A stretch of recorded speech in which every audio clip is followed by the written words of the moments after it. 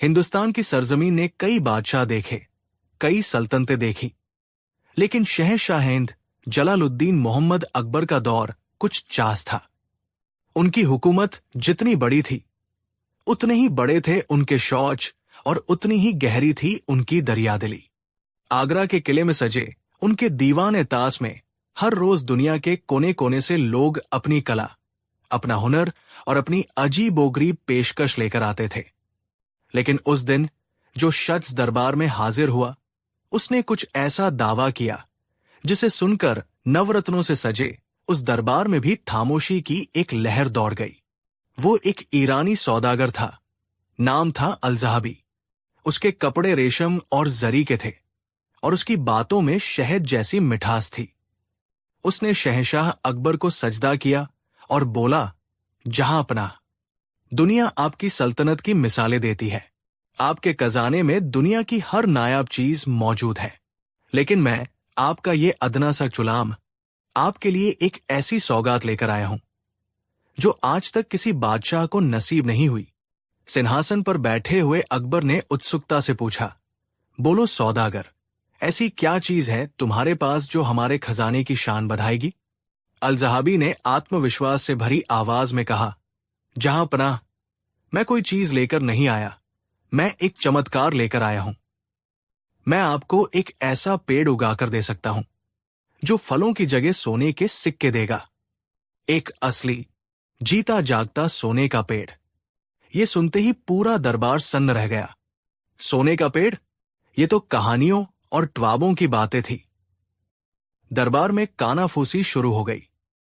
दरबारी एक दूसरे को हैरानी से देखते लगे। मुल्ला दो प्याजा और दूसरे दरबारी जो बीरबल से जलते थे, उनकी आंखों में लालच की चमक आ गई थी। अकबर के दरबारी जो हमेशा बादशाह की हां में हां मिलाते थे, वे भी इस बात पर यकीन नहीं कर पा रहे थे। लेकिन सौदागर अलज़हाबी की आंखों में ऐसी सच्चाई और आत्मविश्वास था कि शक करना मुश्किल हो रहा था। शहंशाह अकबर जो हमेशा कुछ नया और अनोखा करने के शौकीन थे, उनकी आंखें भी इस दावे से चौंधिया गई। उन्होंने अपने सबसे अक्लमंद वजीर बीरबल की तरफ देखा। बीरबल हमेशा की तरह शांत चेहरे के साथ खड़े थे। उनकी आंखों में न हैरानी थी, न लालच, बस एक गहरी सोच थी। अकबर ने पूछा, बीरबल, तुमने सुना इस सौदागर का दावा? तुम्हारी क्या राय है इस बारे में? क्या यह मुमकिन है? सबकी नजरें बीरबल पर टिक गई। बीरबल ने शांत भाव से सिर झुकाकर कहा, जहां पनाह, दुनिया चमत्कारों से भरी है और कुदरत के राज कोई नहीं जान पाया। लेकिन सोना एक धातु है जो जमीन के नीचे मिलता है, पेड़ों पर नहीं उगता। मेरा दिल कहता है कि इस दावे में सच्चाई से ज्यादा ख्वाब है। मुल्ला दो प्याजा और दूसरे दरबारी बीरबल की बात सुनकर मुस्कुराए। उन्हें बीरबल को नीचा दिखाने का एक और मौका मिल गया था। मुल्ला दो प्याजा ने व्यंग्यात्मक लहजे में कहा, बीरबल तो हमेशा हर नई चीज पर शक करते हैं। जहां पनाह, शायद इन्हें डर है कि अगर ये चमत्कार सच हो गया तो सल्तनत को इनकी अक्ल की जरूरत नहीं पड़ेगी। अकबर ने थोड़ा नाराज होकर कहा, बीरबल, हम तुम्हारी अक्ल का सम्मान करते हैं, लेकिन तुम्हारी नानुकर सुनने के आदी नहीं है। सौदागर, तुम्हें क्या चाहिए इस चमत्कार को हकीकत में बदलने के लिए? अलज़हाबी बोला, जहां पनाह, यह कोई मामूली पेड़ नहीं है। इसके लिए मुझे फारस से लाए गए खास जादुई बीज, जमीन को तैयार करने के लिए कुछ नायाब जड़ी बूटियां और 6 महीने का वक्त चाहिए। और इस सब के लिए मुझे शाही टजाने से 10,000 सोने की अशर्फियों की जरूरत पड़ेगी। दरबार में फिर से फुसफुसाहट होने लगी। 10,000 अशर्फिया एक बहुत बड़ी रकम थी। अलज़हाबी ने बात को संभालते हुए कहा, और हां, एक शर्त और है। जिस जगह ये पेड़ उगेगा, उस बात के हिस्से में मेरे और मेरे सहायकों के अलावा कोई नहीं आएगा। नकारात्मक ऊर्जा इस चमत्कार को रोक सकती है। 6 महीने बाद जब पेड़ तैयार हो जाएगा, तब आप खुद आकर अपनी आंखों से सोने के फल तोड़ेंगे। जहां पनाह, अकबर लालच और शान की इस धुंध में ऐसे खोए कि उन्हें बीरबल की चेतावनी सुनाई नहीं दी। उन्होंने तुरंत अपने खजांची को 10,000 अशरफिया देने का हुक्म दिया और शाही बात का सबसे खूबसूरत कोना उस सौदागर को सौंप दिया। बीरबल खामोश रहे, लेकिन उनकी आंखों ने यह तय कर लिया था कि इस खेल के पीछे का सच वो दुनिया के सामने लाकर रहेंगे। सौदागर ने शाही बात के उस हिस्से को ऊंची कनातों से घिरवा दिया। दिन रात वहां अजीबोगरीब मंत्रों और पूजा पाठ की आवाजें आने लगी। रात के अंधेरे में कभी कभी हल्की हल्की हथौड़ी की ठक-ठक भी सुनाई देती, लेकिन जब कोई पूछता तो सौदागर कहता कि ये जादुई ऊर्जा के टकराने की आवाज है। महीने बीतने लगे। अकबर की बेचैनी बढ़ती जा रही थी। हर सुबह वो उम्मीद से उस शामियाने की तरफ देखते। दरबारी, खासकर मुल्ला दो प्याजा, बीरबल पर तंज कसने का कोई मौका नहीं छोड़ते थे। मुल्ला दो प्याजा कहते, क्यों बीरबल, आजकल बड़े चुप चुप रहते हो? कहीं सोने का पेड़ देखकर तुम्हारी बोलती तो बंद नहीं हो जाएगी? बीरबल मुस्कुराकर जवाब देते, मुल्ला जी, मैं उस दिन का इंतजार कर रहा हूं जब हम सब उस पेड़ की छाव में बैठेंगे। बस ये देख रहा हूं कि वो पेड़ छाव देता है या सिर्फ धोखा। बीरबल सिर्फ बातें नहीं कर रहे थे, उन्होंने अपने भरोसेमंद जासूसों को काम पर लगा दिया था। उन्होंने सौदागर अल-ज़हाबी के अतीत के बारे में पता लगाने के लिए उन्हें ईरान तक भेजा। उन्होंने अपने कुछ लोगों को बात के बाहर पेड़ों पर छिपकर उस शामियाने के अंदर होने वाली हरकतों पर नजर रखने को कहा। 3 महीने बीत गए। एक दिन सौदागर दौड़ा दौड़ा अकबर के पास आया। उसके हाथ में एक छोटा सा सोने जैसा चमकता हुआ पत्ता था। वो हाफते हुए और खुशी का नाटक करते हुए बोला, मुबारक हो जहांपना, जादुई बीज ने अपना काम शुरू कर दिया है। ये देखिए, सोने के पेड़ का पहला पत्ता। अकबर ने उस पत्ते को हाथ में लिया। वो हूबहू सोने का लग रहा था। उनकी खुशी का ठिकाना नहीं रहा। उन्होंने पूरे दरबार में मिठाइयां बंटवाई और बीरबल को दिखाकर कहा, देखो बीरबल, तुम्हारी आंखें धोखे में थी। ये चमत्कार सच हो रहा है। बीरबल ने पत्ते को ध्यान से देखकर कहा, बेशक जहांपनाह, ये पत्ता तो सोने का ही है। अब तो बस पेड़ देखने का इंतजार है। बीरबल जानते थे कि ये एक चाल है, लेकिन बिना सबूत के वो कुछ नहीं कह सकते थे। उन्होंने अपने जासूसों को और तेजी से काम करने का आदेश दिया। उधर शामियाने के अंदर सौदागर और उसके कारीगर, जो असल में बेहतरीन सुनार थे, अकबर की दी हुई अशरफियों को पिघलाकर बड़ी मेहनत से एक एक पत्ता, एक एक टहनी बना रहे थे। वे एक पेड़ उगा नहीं रहे थे, वे एक पेड़ बना रहे थे। देखते देखते 6 महीने पूरे होने को आ गए। पूरे आगरा में ये मबर आग की तरह फैल गई थी कि शहंशाह अकबर के बात में सोने का पेड़ उगाया है। पेड़ के अनावरण के लिए एक बहुत बड़े जश्न का ऐलान किया गया। आखिरकार वो दिन आ ही गया। पूरा शाही बात किसी दुल्हन की तरह सजा था। शहंशाह अकबर अपने सिंहासन पर विराजमान थे और उनके चेहरे पर एक विजेता की मुस्कान थी। बीरबल आज भी शांत थे, लेकिन उनकी आंखों में एक अजीब सी चमक थी, जैसे किसी शिकारी को अपने शिकार का इंतजार हो। सौदागर अल-ज़हाबी मंच पर आया। उसने अकबर को झुककर सलाम किया।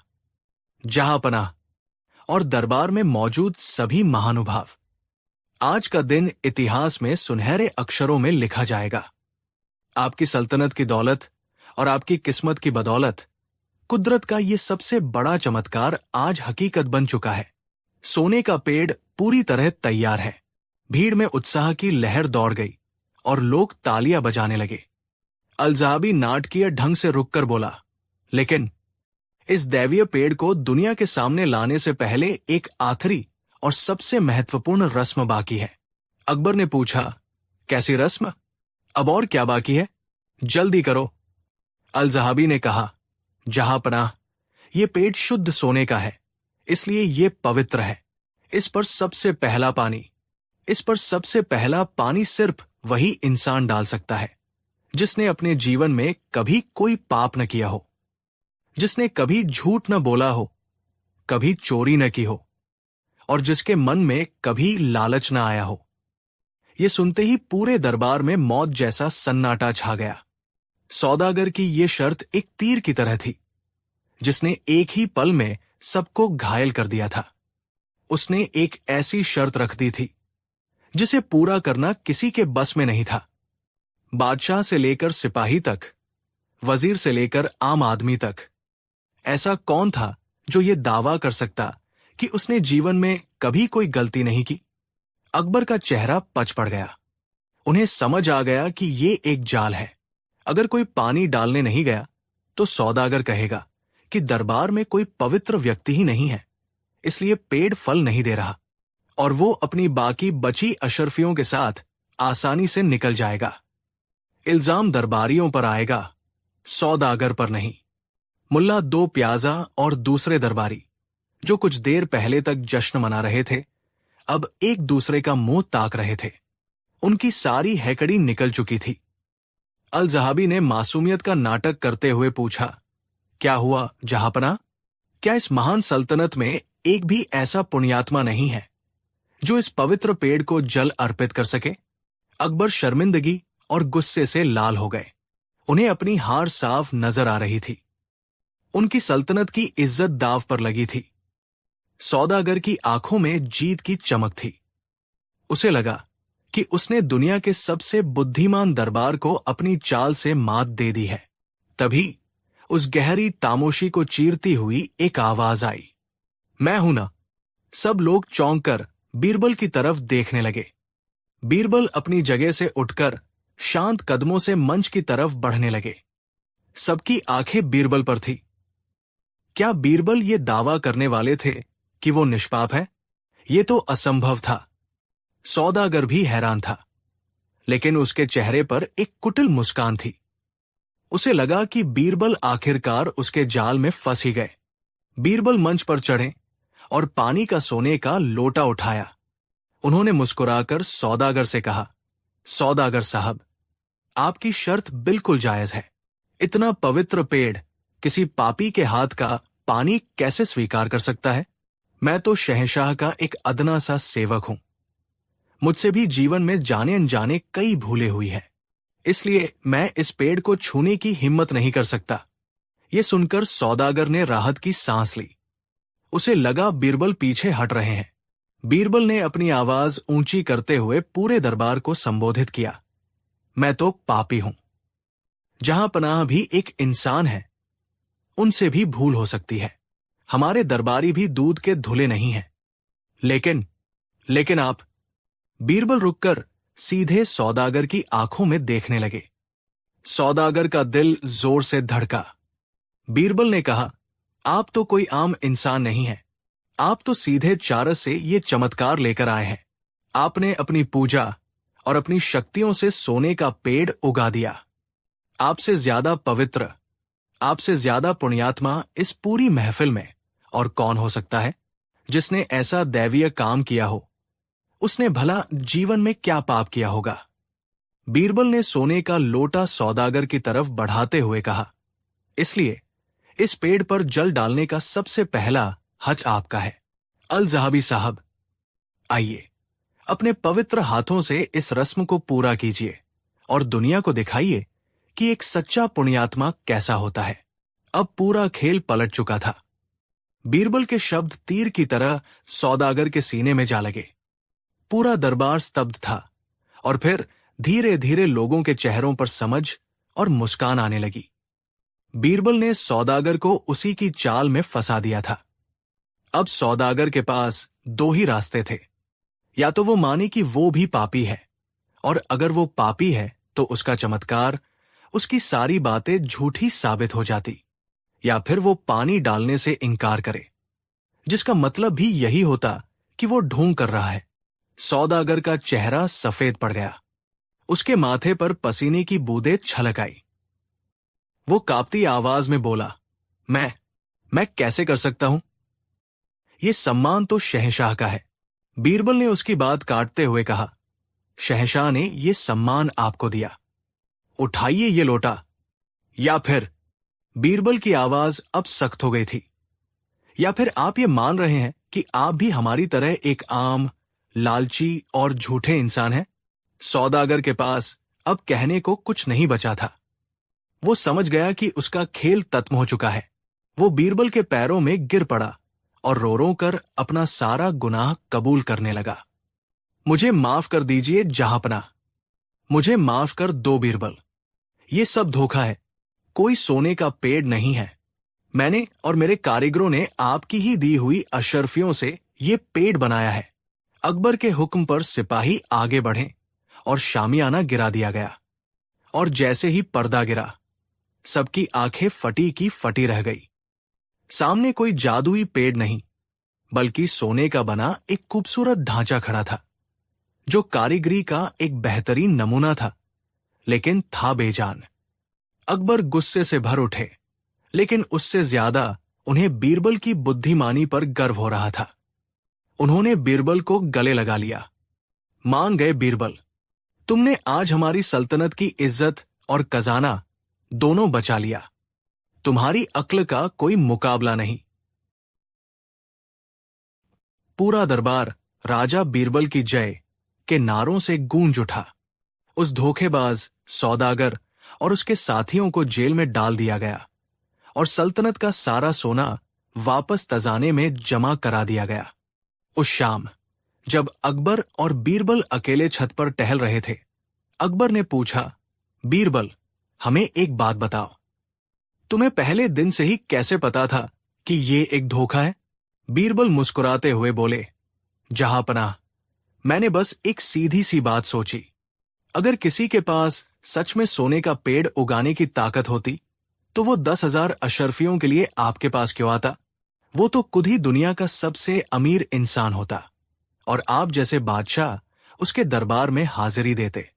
अकबर बीरबल की इस सरल लेकिन गहरी बात को सुनकर हंस पड़ते हैं, और इस तरह एक बार फिर बीरबल ने अपनी चतुराई और समझदारी से यह साबित कर दिया कि दुनिया का सबसे बड़ा जादू या चमत्कार किसी की अलौकिक शक्ति में नहीं, बल्कि इंसान की बुद्धि और तर्क में छिपा होता है। लालच और अंधविश्वास इंसान को अंधा कर देते हैं, लेकिन विवेक की एक किरण सबसे बड़े धोखे के अंधेरे को भी चीर सकती है। कहानी 2। मुगलिया सल्तनत की शान शहंशाह जलालुद्दीन मोहम्मद अकबर का दरबार किसी इंद्रधनुष से कम न था। यहां हर रंग के लोग थे, वीर योद्धा, गुणी कलाकार, ज्ञानी विद्वान और चतुर सलाहकार। लेकिन इस इंद्रधनुष का सबसे चमकदार रंग थे बीरबल, जिनकी बुद्धि का सूरज ऐसा चमकता था कि बड़े बड़े दिग्गजों की आंखें भी चौंधिया जाती थी।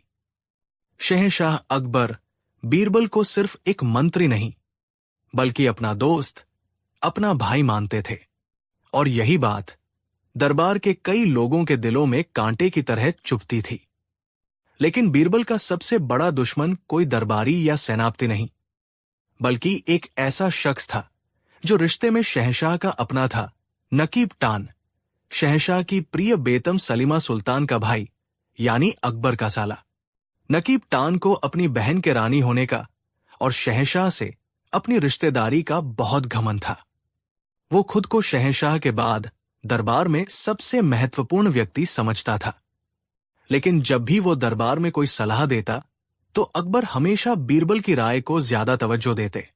ये बात नकीब टान के अहंकार को किसी जहरीले तीर की तरह लगती थी। वो हर पल मौके की तलाश में रहता कि कैसे बीरबल को नीचा दिखाए, उसे जलील करे और शहंशाह की नजरों से हमेशा के लिए गिरा दे। उसे ये मौका मिला सर्दियों की एक सुबह। आगरा में कड़ाके की ठंड पड़ रही थी। शहंशाह अकबर अपने खास दरबारियों और नकीब टान के साथ शाही बात में धूप का आनंद ले रहे थे। बातें चल रही थी, हंसी मजाक हो रहा था। तभी नकीब टान ने बड़ी चालाकी से बात का रुख बीरबल की तरफ मोड़ दिया। आलम पनाह, उसने मक्खन लगाते हुए कहा, आप बीरबल की बुद्धिमानी की बहुत तारीफ करते हैं, इसमें कोई शक नहीं कि यह हाजिर जवाब है। लेकिन जहां पनाह, हाजिर जवाबी और असली ज्ञान में जमीन आसमान का फर्क होता है। सल्तनत के बड़े फैसले सिर्फ लतीसों और मजाकिया जवाबों से नहीं लिए जा सकते। उसके लिए गहरा ज्ञान, अनुभव और सबसे बढ़कर शाही तानदान की समझ होनी चाहिए। उसका इशारा साफ था। वो कह रहा था कि बीरबल, जो एक आम परिवार से आया था, कभी भी एक शाही रिश्तेदार जितना काबिल नहीं हो सकता। अकबर मुस्कुराए, नकीब टान, हम तुम्हारी बात का मतलब समझ रहे हैं, लेकिन बीरबल ने अपनी काबिलियत हर मौके पर साबित की है। नकीब टान ने सिर झुकाया, गुस्ताखी माफ जहांपनाह, पर मेरी नजर में अभी तक ऐसी कोई परीक्षा नहीं हुई जिससे ये साबित हो सके कि बीरबल की बुद्धि हर कसौटी पर खरी उतरती है। क्या मैं आज आपके सामने बीरबल से 3 छोटे छोटे सवाल पूछ सकता हूं? इन सवालों से दूध का दूध और पानी का पानी हो जाएगा। अगर बीरबल ने सही जवाब दे दिए तो आज से मैं भी उनका मुरीद हो जाऊंगा। ये एक सीधी चुनौती थी। अकबर बीरबल की ओर देखने लगे। बीरबल शांत भाव से खड़े थे, जैसे उन्हें पता हो कि ये दिन कभी न कभी जरूर आएगा। उन्होंने मंद मंद मुस्कुराते हुए कहा, आलम पनाह, आपके साले साहब का हुक्म सर आंखों पर। ये मुझसे जो चाहें पूछ सकते हैं। नकीब टान की आंखों में एक क्रूर चमक आ गई। उसने सोचा, आज मैं ऐसे सवाल पूछूंगा कि ये जमीन में गड़ जाएगा। उसने अपनी तैयारी पहले से ही कर रखी थी। उसने अपनी आवाज में विद्वानों जैसा भारीपन लाते हुए पहला सवाल पूछा, बीरबल, मेरा पहला सवाल बहुत सरल है। बताओ, समुद्र में कितनी लहरें उठती हैं? ये सवाल सुनते ही दरबार में मौजूद लोग एक दूसरे का मुंह ताकने लगे। ये कैसा सवाल था? समुद्र की लहरों को भला कौन गिन सकता है? ये तो असंभव था। नकीब टान मन ही मन हंसा। उसने जानबूझकर ऐसा सवाल पूछा था जिसका कोई तथ्यात्मक उत्तर था ही नहीं। वो बीरबल को निरुत्तर देखना चाहता था, लेकिन बीरबल के चेहरे पर कोई शिकन नहीं थी। उन्होंने एक पल के लिए आंखें बंद की, जैसे गहरे समंदर में गोता लगा रहे हों। फिर उन्होंने आंखें खोली और शांत स्वर में कहा, नकीब टान साहब, आपका सवाल बहुत अच्छा है, लेकिन अधूरा है। अधूरा? नकीब टान ने हैरानी से पूछा, कैसे अधूरा है? बीरबल ने मुस्कुराते हुए कहा, आपने ये तो पूछा कि समुद्र में कितनी लहरें उठती हैं, पर यह नहीं बताया कि आप किस समुद्र की बात कर रहे हैं। अरब सागर की या बंगाल की खाड़ी की? और आप कब की लहरों की बात कर रहे हैं? पूनम की रात की या अमावस की? जब हवा तेज चलती है तब की, या जब मौसम शांत होता है तब की? बीरबल ने आगे कहा, अगर आप मुझे ये सारी जानकारी दे दें और साथ ही ये भी वादा करें कि जब तक मैं लहरें गिनूं तब तक आप समुद्र को रोक कर रखेंगे ताकि कोई नई लहर न उठ सके, तो मैं आपको एक एक लहर का सटीक हिसाब दे दूंगा। ये जवाब सुनकर नकीब टान का चेहरा देखने लायक था। बीरबल ने उसी के सवाल को उसी पर पलट दिया था। अब अगर नकीब टान कहता कि यह असंभव है, तो वो खुद ही अपने सवाल को गलत साबित कर देता। अकबर अपनी हंसी नहीं रोक पाए और जोर से ठहाका लगा दिया। दरबारियों ने भी दबी जुबान से बीरबल की चतुराई की तारीफ की। नकीब टान तिलमिला गया। उसकी पहली चाल नाकाम हो चुकी थी। उसने सोचा, कोई बात नहीं, मेरे पास अभी 2 और तीर है। इस बार मैं इसे धर्म और आस्था में फंसाऊंगा। उसने अपनी आवाज को और पवित्र बनाते हुए दूसरा सवाल दागा, ठीक है बीरबल, मान लिया तुम दुनियादारी में चतुर हो, लेकिन क्या तुम खुदा के बारे में भी कुछ जानते हो? मेरा दूसरा सवाल है, इस वक्त खुदा क्या कर रहा है? ये एक ऐसा सवाल था जो किसी को भी धर्म संकट में डाल सकता था। खुदा क्या कर रहा है, ये भला कौन इंसान बता सकता है? ये सवाल बीरबल की आस्था और बुद्धि दोनों की परीक्षा थी। अगर वो कहते मुझे नहीं पता, तो नकीब टान उन्हें अज्ञानी साबित कर देता, और अगर वो कोई मनगढ़ंत जवाब देते तो वो ईशनिंदा के दोषी ठहराए जा सकते थे। दरबार में एकदम शांति छा गई। बीरबल ने एक गहरी सांस ली। उनके चेहरे पर एक रहस्यमयी मुस्कान थी। उन्होंने कहा, नकीब टान साहब, ये तो बहुत ही आसान सवाल है। इसका जवाब तो मैं एक पल में दे सकता हूं, लेकिन एक छोटी सी समस्या है। क्या समस्या है? नकीब टान ने अकड़कर पूछा। बीरबल ने कहा, समस्या यह है कि खुदा के काम इतने महान होते हैं कि उन्हें किसी छोटी जगह से या छोटे पद पर रहकर नहीं समझाया जा सकता। अगर आप सच में जानना चाहते हैं कि खुदा इस वक्त क्या कर रहा है, तो आपको अपनी जगह मुझे देनी होगी और मेरी जगह आपको लेनी होगी। यानी आपको इस आम दरबारी की जगह पर खड़ा होना होगा और मुझे शहंशाह के साले साहब की हैसियत से उस ऊंचे चबूतरे पर खड़ा होना होगा। ये एक अजीब मांग थी। नकीब टान को कुछ समझ नहीं आया, लेकिन वो बीरबल को किसी भी हाल में फंसा हुआ देखना चाहता था। उसे लगा कि बीरबल शायद कोई नाटक कर रहा है। उसने शहंशाह की ओर देखा। अकबर भी उत्सुक थे कि बीरबल क्या करने वाले हैं। उन्होंने सिर हिलाकर इजाजत दे दी। नकीब टान अपनी ऊंची जगह से उतरकर बीरबल की जगह पर आ गया और बीरबल बड़ी शान से चलते हुए नकीब टान की जगह शहंशाह के पास बने ऊंचे चबूतरे पर जाकर खड़े हो गए। अब बीरबल ऊंचाई पर थे और नकीब टान नीचे, एक आम आदमी की तरह। बीरबल ने ऊपर से नीचे देखते हुए अपनी आवाज में एक शाही रौब लाकर कहा, तो नकीब टान, तुम जानना चाहते थे कि खुदा इस वक्त क्या कर रहा है? हां, बताओ, नकीब टान ने अधीर होकर कहा। बीरबल मुस्कुराए और जोर से बोले, सुनो, इस वक्त खुदा यही कर रहा है। वो तुम जैसे घमंडी और ऊंचे पद पर बैठे इंसान को नीचे गिरा रहा है और मुझ जैसे विनम्र और जमीन से जुड़े इंसान को ऊपर उठा रहा है। खुदा हर पल यही करता है, घमंडियों का सिर नीचा और विनम्र लोगों को सम्मान देता है। ये जवाब एक कड़कते हुए चाबुक की तरह नकीब टान पर पड़ा। वो सन्न रह गया। बीरबल ने न सिर्फ सवाल का एक दार्शनिक और सटीक जवाब दिया था, बल्कि नकीब टान को उसी के खेल में, उसी के सामने जलील भी कर दिया था। शहंशाह अकबर इतने प्रभावित हुए कि वो अपनी जगह से उठकर तालियां बजाने लगे। दरबारियों ने भी बीरबल की बुद्धि का लोहा मान लिया। नकीब टान का चेहरा शर्मिंदगी और क्रोध से बैंगनी हो गया था। उसकी दो चालें बुरी तरह पिट चुकी थी। अब उसके पास आखिरी दाव बचा था। उसने फैसला किया कि इस बार वो बीरबल को व्यक्तिगत रूप से अपमानित करेगा।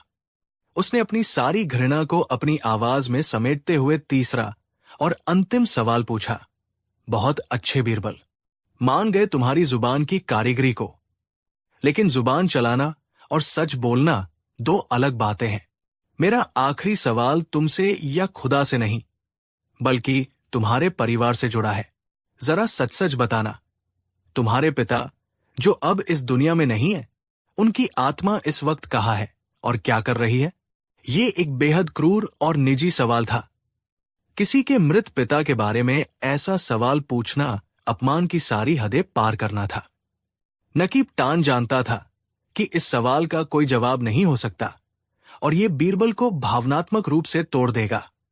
वो बीरबल को दुखी और अपमानित होते देखना चाहता था। दरबार में एक असहज चुप्पी पसर गई।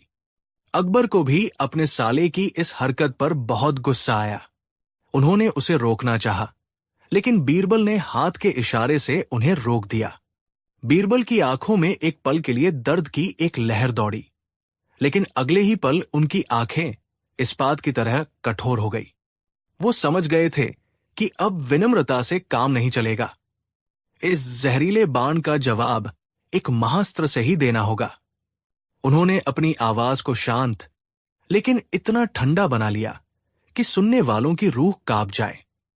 उन्होंने कहा, नकीब टान साहब, आपने ये सवाल पूछकर अच्छा नहीं किया, लेकिन जब आपने पूछ ही लिया है तो सुनिए। बीरबल ने एक नाटकीय विराम लिया और फिर बोले, मेरे पिता की आत्मा इस वक्त नरक की आग में जल रही है। ये सुनते ही दरबार में जैसे भूचाल आ गया। सब हैरान थे। कोई ये कैसे कह सकता है कि उसके पिता नरक में हैं? नकीब टान को भी अपनी जीत का यकीन हो गया। वो हंसते हुए बोला, देखा जहांपना, देखा, इसने खुद कबूल कर लिया कि इसका पिता पापी था। जो खुद एक पापी का बेटा है, वो आपकी सल्तनत का मंत्री कैसे हो सकता है? लेकिन बीरबल शांत थे। उन्होंने नकीब टान की बात पूरी होने दी। फिर उन्होंने अपनी बात आगे बढ़ाई।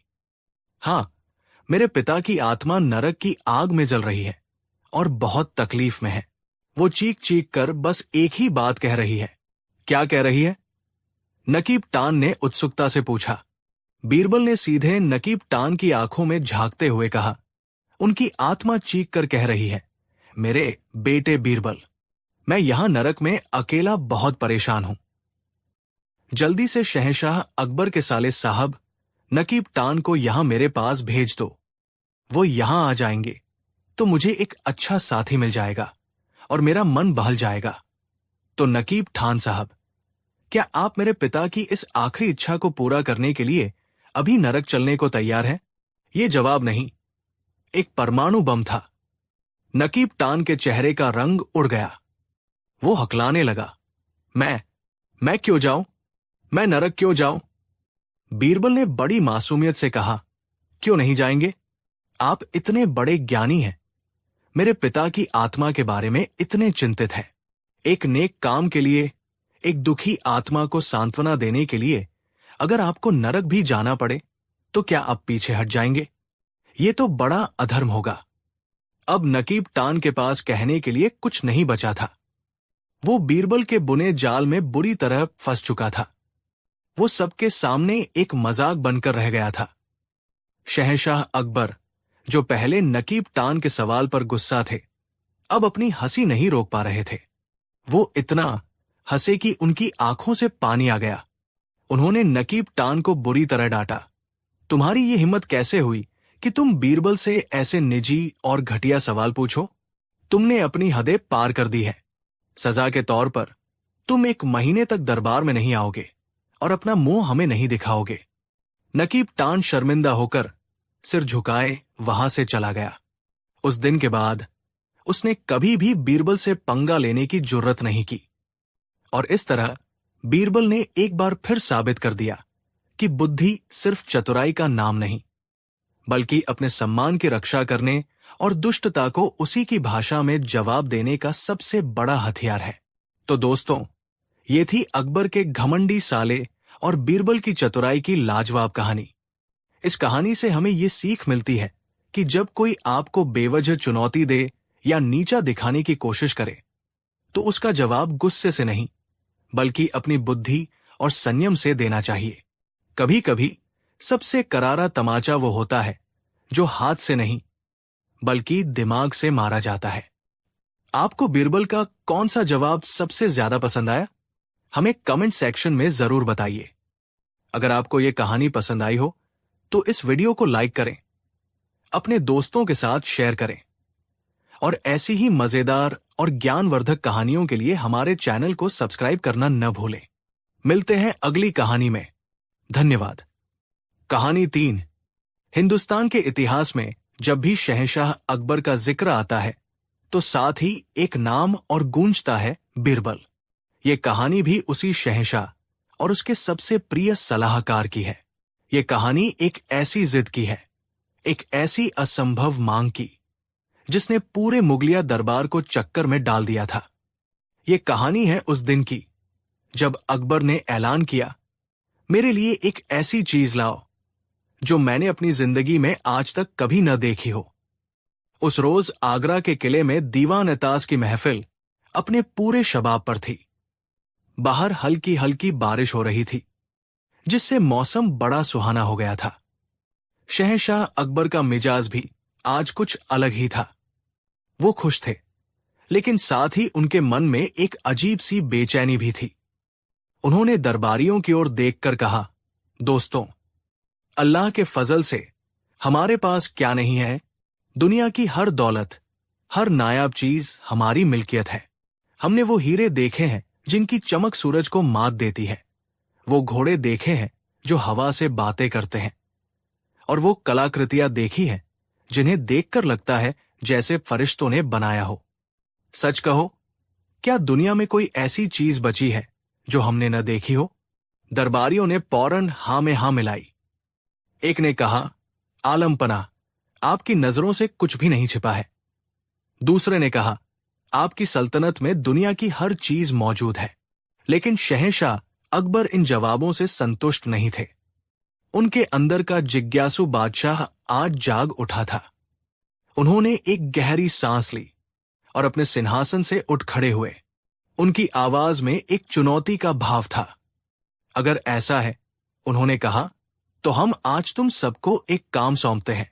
तुम सब हमारे लिए एक ऐसी चीज लेकर आओ जो हमने आज तक अपनी इन आंखों से कभी न देखी हो। जो भी ये कारनामा कर दिखाएगा, उसे हम 1000 सोने की मोहरों का इनाम देंगे। ये सुनते ही पूरे दरबार में सन्नाटा छा गया। ये कैसी मांग थी? शहंशाह अकबर, जिसने आधी दुनिया पर हुकूमत की थी, जिसने हजारों लड़ाइयां लड़ी थी, जो देश विदेश घूमा था, उसके लिए ऐसी चीज लाना जो उसने कभी न देखी हो, ये तो भूसे के ढेर में सुई खोजने से भी ज्यादा मुश्किल काम था। दरबार में बैठे तानसेन ने सोचा, शायद कोई नया राग। लेकिन शहंशाह तो संगीत के मर्मज्ञ थे। अबुल फजल ने सोचा, कोई अनोखी किताब। लेकिन शाही पुस्तकालय में तो दुनिया भर की किताबें थी। अकबर ने सबकी खामोशी को पढ़ लिया। उन्होंने मुस्कुराते हुए कहा, क्या हुआ? तुम सब जो कह रहे थे कि हमने सब कुछ देख लिया है, अब चुप क्यों हो गए? हमने तुम्हें 7 दिनों का समय दिया। 7 दिन बाद तुम सब हमारे सामने एक एक करके अपनी चीज पेश करोगे। और याद रखना, अगर किसी ने ऐसी चीज दिखाई जो हमने पहले देखी हो, तो इनाम की जगह उसे सजा मिलेगी। ये ऐलान सुनकर दरबारियों के होश उड़ गए।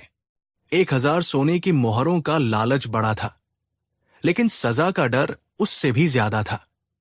सब सोचने लगे कि ऐसी क्या चीज हो सकती है जो शहंशाह ने न देखी हो। पूरे आगरा में हलचल मच गई। व्यापारी ईरान, चीन और यूरोप से अनोखी चीजें मंगवाने लगे। कोई जादुई दिखने वाला पत्थर लाया, तो कोई अजीब से रंग का पंछी। चित्रकार ऐसी तस्वीरें बनाने लगे जिनकी कल्पना करना भी मुश्किल था। सुनार ऐसे गहने गढ़ने लगे जिनका डिजाइन पहले कभी न देखा गया हो। लेकिन बीरबल इन सब से बेखबर, हमेशा की तरह शांत थे। वो जानते थे कि ये जिद भौतिक चीजों के बारे में नहीं है। शहंशाह कुछ और ही देखना चाहते हैं। वो अगले कुछ दिन दरबार से गायब रहे। दूसरे दरबारी ये देखकर खुश हुए। उन्हें लगा कि इस बार बीरबल के पास भी कोई जवाब नहीं है और वो अपनी हार से बचने के लिए कहीं छिप गए हैं। 7 दिन पलक झपकते ही बीत गए। 8वें दिन दीवान-ए-ताश में एक अलग ही माहौल था। वो एक दरबार कम और एक प्रदर्शनी ज्यादा लग रहा था। दरबारी एक एक करके अपनी नायाब चीजें लेकर शहंशाह के सामने पेश होने लगे। सबसे पहले एक अमीर व्यापारी आया। उसने मखमल में लिपटी एक छोटी सी संदूकची खोली। उसके अंदर से एक हीरा निकला जो इंद्रधनुष के 7 रंगों में चमक रहा था। आलम पनाह, उसने कहा, ये कोह रंगीन है। ऐसा हीरा आज तक किसी ने नहीं देखा होगा। अकबर ने हीरे को हाथ में लिया, उसे घुमाकर देखा और मुस्कुराए। वाकई ये बहुत खूबसूरत है, लेकिन ऐसा ही एक हीरा बीजापुर के सुल्तान ने हमें 3 साल पहले तोहफे में दिया था। ये हमारे शाही खजाने में मौजूद है। अगली बार कोशिश करना। व्यापारी का चेहरा उतर गया। उसे इनाम की जगह शाही घुड़साल में घोड़ों की लीद साफ करने की सजा मिली। इसके बाद एक विदेशी यात्री आया। वो अपने साथ एक अजीब सा जानवर लेकर आया था, जिसके शरीर पर जेब्रा जैसी धारियां थी, लेकिन गर्दन जिराफ की तरह लंबी थी। शहंशाह सलामत, उसने कहा, ये अफ्रीका के जंगलों से लाया गया जिराफात है। आपने इसे कभी नहीं देखा होगा। अकबर हंसे, अरे ये तो हमने तब देखा था जब हम 10 साल के थे। हमारे अब्बा हुजूर, बादशाह हुमायूं हमारे लिए ऐसे 3 जानवर लाए थे।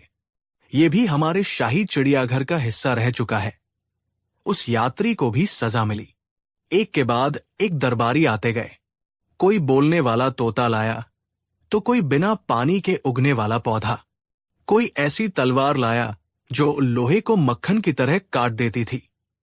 लेकिन हर बार अकबर मुस्कुराते और कहते, ये तो मैं पहले ही देख चुका हूं। और उस दरबारी को कोई न कोई छोटी मोटी सजा सुना दी जाती। दरबार का माहौल अब तनावपूर्ण हो चुका था। इनाम का लालच खत्म हो गया था और सबको सजा का डर सता रहा था। मुल्ला 2 प्याजा जो बीरबल से बहुत जलते थे, अपने साथ एक बड़ी सी मटकी लेकर आए थे, जिसे उन्होंने कसकर बंद कर रखा था। वो बोले, आलम पनाह, मैं दुनिया की सबसे पवित्र नदी का पानी लाया हूं, जो हर 100 साल में सिर्फ एक बार प्रकट होती है। इसका नाम आब-ए-हयात है। आपने इसे यकीनन नहीं देखा होगा। अकबर ने मटकी खुलवाई, पानी को देखा, चखा और बोले, मुल्ला जी, ये तो यमुना का ही पानी है जिसमें आपने थोड़ा केवड़ा मिला दिया है। और जहां तक आब-ए-हयात की बात है, उसके बारे में हमने कहानियों में इतना सुना और पढ़ा है कि उसे देखे बिना ही देख चुके हैं। आपकी ये कोशिश भी नाकाम रही। मुल्ला दो प्याजा का चेहरा शर्म से लाल हो गया। उन्हें भी सजा मिली। अब दरबार में लगभग सभी लोग अपनी कोशिश कर चुके थे और नाकाम हो चुके थे। अकबर अब निराश होने लगे थे। उन्होंने कहा, क्या इस पूरे दरबार में, इस पूरी सल्तनत में कोई एक भी ऐसा नहीं है जो हमारी इस छोटी सी ख्वाहिश को पूरा कर सके? उनकी नजरें बीरबल को ढूंढ रही थी, जो अभी तक कहीं दिखाई नहीं दिए थे। और तभी दरबार के दरवाजे पर एक बूढ़ा फटेहाल किसान खड़ा दिखाई दिया। उसके हाथ में एक छोटी सी लकड़ी की खाट, चारपाई थी और उसने अपना चेहरा एक गंदे कपड़े से ढक रखा था। दरबान उसे अंदर आने से रोक रहे थे, लेकिन अकबर ने इशारा करके उसे अंदर बुला लिया। कौन हो तुम? अकबर ने पूछा। और इस तरह दरबार में घुसने की हिम्मत कैसे हुई? उस बूढ़े किसान ने कांपती हुई आवाज में कहा, हुजूर, मैं एक गरीब किसान हूं। मैंने सुना था कि आप ऐसी चीज देखना चाहते हैं जो आपने कभी न देखी हो। मैं वही चीज लेकर आया हूं। पूरा दरबार हंसने लगा। एक किसान दिखाएगा शहंशाह को नायाब चीज? एक ने ताना मारा, लगता है ये अपनी जान से हाथ धोना चाहता है। दूसरा बोला। अकबर ने उस बूढ़े की ओर गौर से देखा। क्या लाए हो तुम? ये टूटी हुई खाट? ऐसी हजारों खाटें हमने देखी है। बूढ़े किसान ने कहा, नहीं जहांपनाह, खाट नहीं। इस खाट पर जो है वो आपने कभी नहीं देखा। अकबर ने गौर से देखा, लेकिन खाट पर तो कुछ भी नहीं था। वो खाली थी। अकबर को गुस्सा आ गया। क्या तुम हमारा मजाक उड़ा रहे हो? तुम्हारी खाट पर कुछ भी नहीं है। बूढ़े किसान ने अदब से सिर झुकाया और कहा, आलम पनाह, इस खाट पर मेरे दादाजी लेटे हुए हैं। दरबार में एक बार फिर हंसी का फव्वारा छूटा। ये तो पागल है, कोई चिल्लाया। अकबर ने गुस्से में कहा, हमें यहां कोई दिखाई नहीं दे रहा। तुम झूठ बोल रहे हो। बूढ़े किसान ने अपनी कांपती हुई आवाज में कहा, हुजूर, मेरे दादाजी की उम्र 125 साल है। वो इतने बूढ़े और कमजोर हो गए हैं कि उन्हें कोई देख ही नहीं सकता। वो अदृश्य हो गए हैं, लेकिन वो यहीं है, इसी खाट पर। अकबर का गुस्सा और बढ़ गया। ये बकवास है, हम कैसे मान ले कि यहां कोई है? बूढ़े किसान ने कहा, हुजूर, अगर आपको यकीन नहीं है तो आप खुद इस खाट पर हाथ रखकर देख लीजिए। आपको मेरे दादाजी महसूस होंगे। अब ये एक अजीब स्थिति थी। अगर अकबर खाट पर हाथ रखते और कहते कि वहां कोई नहीं है, तो किसान कह सकता था, हुजूर, आप उन्हें महसूस नहीं कर पा रहे हैं, लेकिन वो यही है। और अगर अकबर इस बात को मान लेते तो वो एक झूठी और बेतुकी बात को स्वीकार कर रहे होते। अकबर समझ गए कि ये कोई आम किसान नहीं है, इसकी बातों में चतुराई है। उन्होंने पूछा, अगर मान भी ले कि तुम्हारे दादाजी यहां, तो इसमें ऐसी क्या खास बात है जो हमने पहले न देखी हो? हमने तो कई 100 साल से भी ज्यादा उम्र के इंसान देखे हैं। बूढ़े किसान ने अब अपना तुरुप का इक्का फेंका। जहांपनाह, खास बात मेरे दादाजी नहीं है। खास बात वो है जो वो अभी करने वाले हैं। मेरे दादाजी इतने बूढ़े हो चुके हैं कि अब उनका इस दुनिया से जाने का वक्त आ गया है। और आज, अभी, इसी पल, आपके सामने वो अपने शरीर को त्याग कर स्वर्ग की ओर प्रस्थान करेंगे। अब पूरा दरबार सकते में था। ये कैसी बात थी? कोई किसी के सामने मरकर स्वर्ग कैसे जा सकता है? अकबर ने अपनी भौहें चढ़ाते हुए कहा, ये तुम क्या कह रहे हो? कोई ऐसे कैसे मर सकता है? और हमें कैसे पता चलेगा कि वो मरकर स्वर्ग ही गया है? बूढ़े किसान ने कहा, जहां पनाह, यही तो वो चीज है जो आपने कभी नहीं देखी। आपने लोगों को मरते हुए देखा होगा, लेकिन किसी को अपनी आंखों के सामने शरीर त्याग कर स्वर्ग जाते हुए कभी नहीं देखा होगा। आज आप देखेंगे। बस कुछ ही पलों में मेरे दादाजी की आत्मा उनके शरीर से निकलेगी और सीधे ऊपर चली जाएगी। पूरा दरबार सांस रोके उस खाली खाट को देख रहा था। क्या सच में ऐसा कुछ होने वाला था? अकबर ने चुनौती दी, ठीक है, हम इंतजार करेंगे। अगर तुम्हारे दादाजी सच में अभी हमारे सामने स्वर्ग सिधारे तो हम तुम्हें 1000 नहीं 10,000 सोने की मोहरें देंगे। लेकिन अगर ऐसा नहीं हुआ और हमें पता चला कि तुम हमसे झूठ बोल रहे थे तो तुम्हारी गर्दन इसी तलवार से कलम कर दी जाएगी। अकबर ने अपनी शाही तलवार की ओर इशारा किया।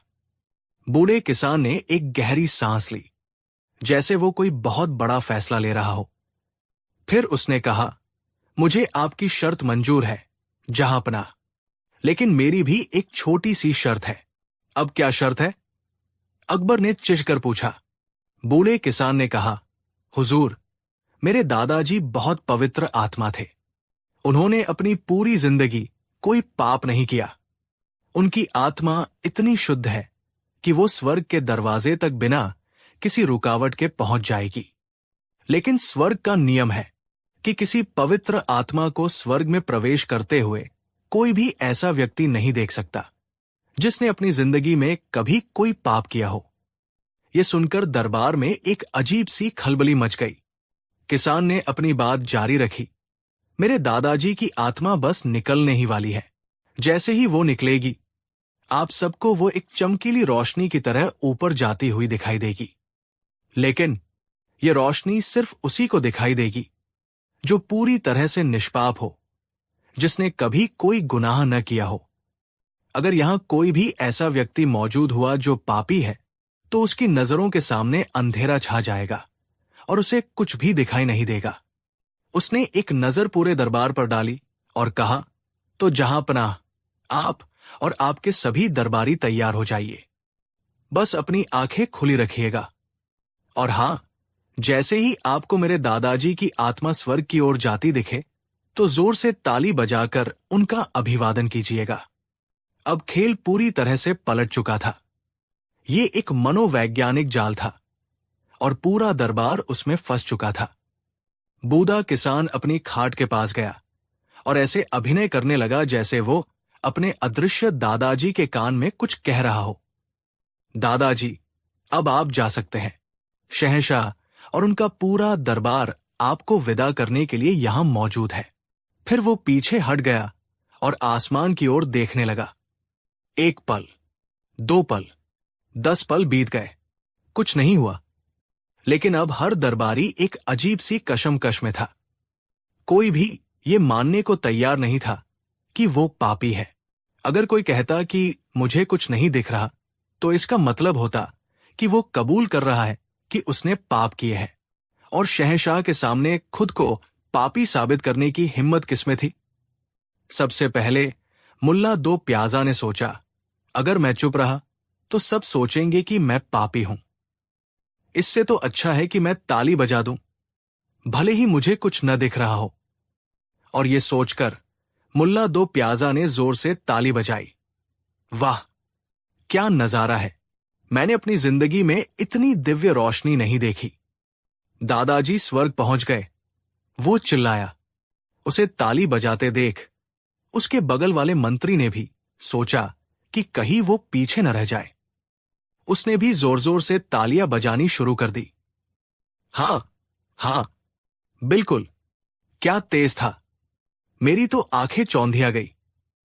और फिर क्या था, एक के बाद एक सभी दरबारी अपनी इज्जत बचाने के लिए और खुद को निष्पाप साबित करने के लिए जोर जोर से तालियां पीटने लगे।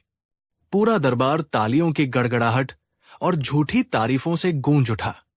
अद्भुत, अविश्वसनीय, मैंने आज स्वर्ग देख लिया। शहंशाह अकबर ये सब देखकर हैरान थे। उन्हें तो कुछ भी दिखाई नहीं दिया था, लेकिन वो भी उसी जाल में फंस गए थे। अगर वो कहते कि मुझे कुछ नहीं दिख रहा, तो क्या उनकी प्रजा ये नहीं सोचेगी कि उनका बादशाह भी पापी है? अपनी शाही शान और इज्जत को बचाने के लिए अकबर भी अपनी जगह से उठे और जोर जोर से तालियां बजाने लगे, जैसे उन्होंने सच में कोई चमत्कार देख लिया हो। पूरा दरबार ऐसे जश्न मना रहा था जैसे सच में कोई स्वर्ग गया हो। जब तालियों का शोर थमा तो वो बूढ़ा किसान शहंशाह के सामने आया। उसने अपने चेहरे से कपड़ा हटाया। वो कोई और नहीं बल्कि खुद बीरबल थे। पूरा दरबार उन्हें देखकर दंग रह गया। अकबर भी हैरान थे, लेकिन फिर उनके चेहरे पर एक बड़ी सी मुस्कान आ गई। वो समझ गए कि बीरबल ने क्या खेल खेला है। बीरबल ने अदब से झुककर कहा, आलम पनाह, मैंने आपकी जिद पूरी कर दी। आज आपने और आपके पूरे दरबार ने मिलकर एक ऐसी चीज देखी जो न तो पहले कभी किसी ने देखी थी और न ही भविष्य में कभी कोई देख पाएगा। अकबर ने हंसते हुए पूछा, और वो क्या चीज थी बीरबल? बीरबल ने मुस्कुराते हुए जवाब दिया, जहांपनाह, आज आप सबने मिलकर एक साथ, एक ही समय पर, एक ही जगह पर इतने सारे बुद्धिमान लोगों को मूर्ख बनते हुए देखा है। आपने अपनी आंखों से देखा कि कैसे इज्जत बचाने के डर से इंसान न होते हुए को भी होते हुए मान लेता है।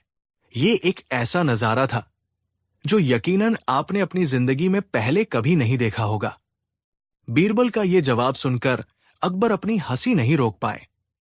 वो जोर जोर से हंसने लगे। उनकी हंसी में हार नहीं, बल्कि अपने सबसे काबिल मंत्री के लिए गर्व था।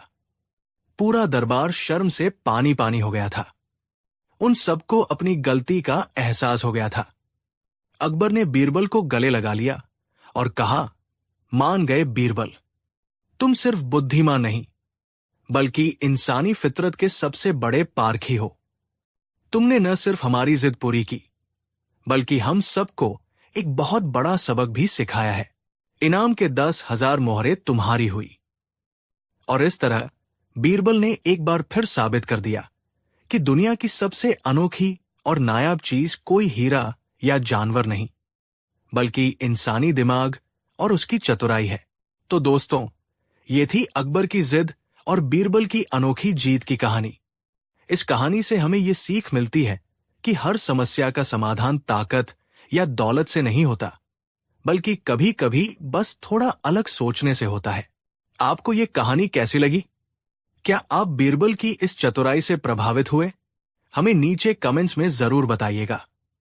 और अगर आपको ये वीडियो पसंद आया हो तो इसे लाइक करना, शेयर करना और हमारे चैनल को सब्सक्राइब करना बिल्कुल न भूलें। मिलते हैं अगली मजेदार कहानी में। धन्यवाद। कहानी 4। शहंशाह जलालुद्दीन मोहम्मद अकबर जितने महान शासक थे, उतने ही जिंदादिल इंसान भी थे। उनके दरबार में जहां एक और गंभीर सल्तनत के मसलों पर चर्चा होती थी, वहीं दूसरी ओर हंसी मजाक और नोकझोंक का दौर भी चलता रहता था। और इस मजेदार माहौल की जान हुआ करते थे उनके सबसे प्रिय सलाहकार राजा बीरबल। अकबर को बीरबल की बुद्धिमानी पर अटूट विश्वास था, लेकिन साथ ही उन्हें बीरबल की हाजिर जवाबी को चुनौती देने में भी बड़ा मजा आता था। एक दिन दरबार में हर रोज की तरह कामकाज चल रहा था। अकबर किसी वजह से बहुत अच्छे मूड में थे। उनके चेहरे पर शरारत भरी मुस्कान थी। उन्होंने अचानक दरबारियों से कहा, आज हमारा मन कुछ हल्का फुल्का करने का हो रहा है। हम ये देखना चाहते हैं कि हमारे दरबार में सबसे ज्यादा बुद्धिमान कौन है। ये सुनते ही दरबारी, खासकर मुल्ला दो प्याजा और उनके चापलूस साथी सतर्क हो गए। उन्हें लगा कि ये बीरबल को नीचा दिखाने का एक और सुनहरा मौका है। अकबर ने अपनी नजरें बीरबल पर टिका दी, जो हमेशा की तरह शांत खड़े थे। बीरबल, लोग तुम्हारी अक्ल की मिसालें देते हैं, कहते हैं कि तुम्हें कोई बेवकूफ नहीं बना सकता। क्या यह सच है? बीरबल ने अदब से सिर झुकाया। जहांपनाह, ये तो लोगों का बहपन है। मैं तो आपका एक अदना सा सेवक हूं। अक्ल तो ऊपर वाले की देन है, कब किसका साथ छोड़ दे कोई नहीं जानता।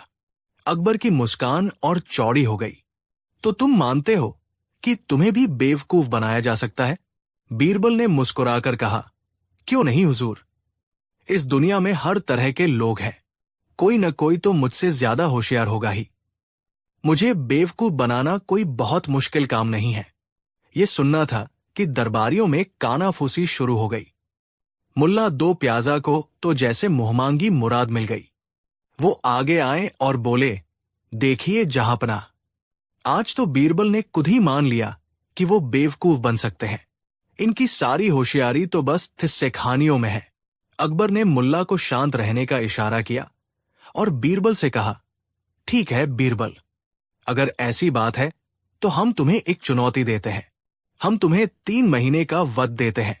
इस दौरान अगर कोई भी, चाहे वो दरबारी हो या आम इंसान, तुम्हें बेवकूफ बनाने में कामयाब हो गया तो हम उसे 10,000 सोने की अशर्फियों का इनाम देंगे। लेकिन अकबर एक पल रुके। उनकी आंखों में चुनौती की चमक थी।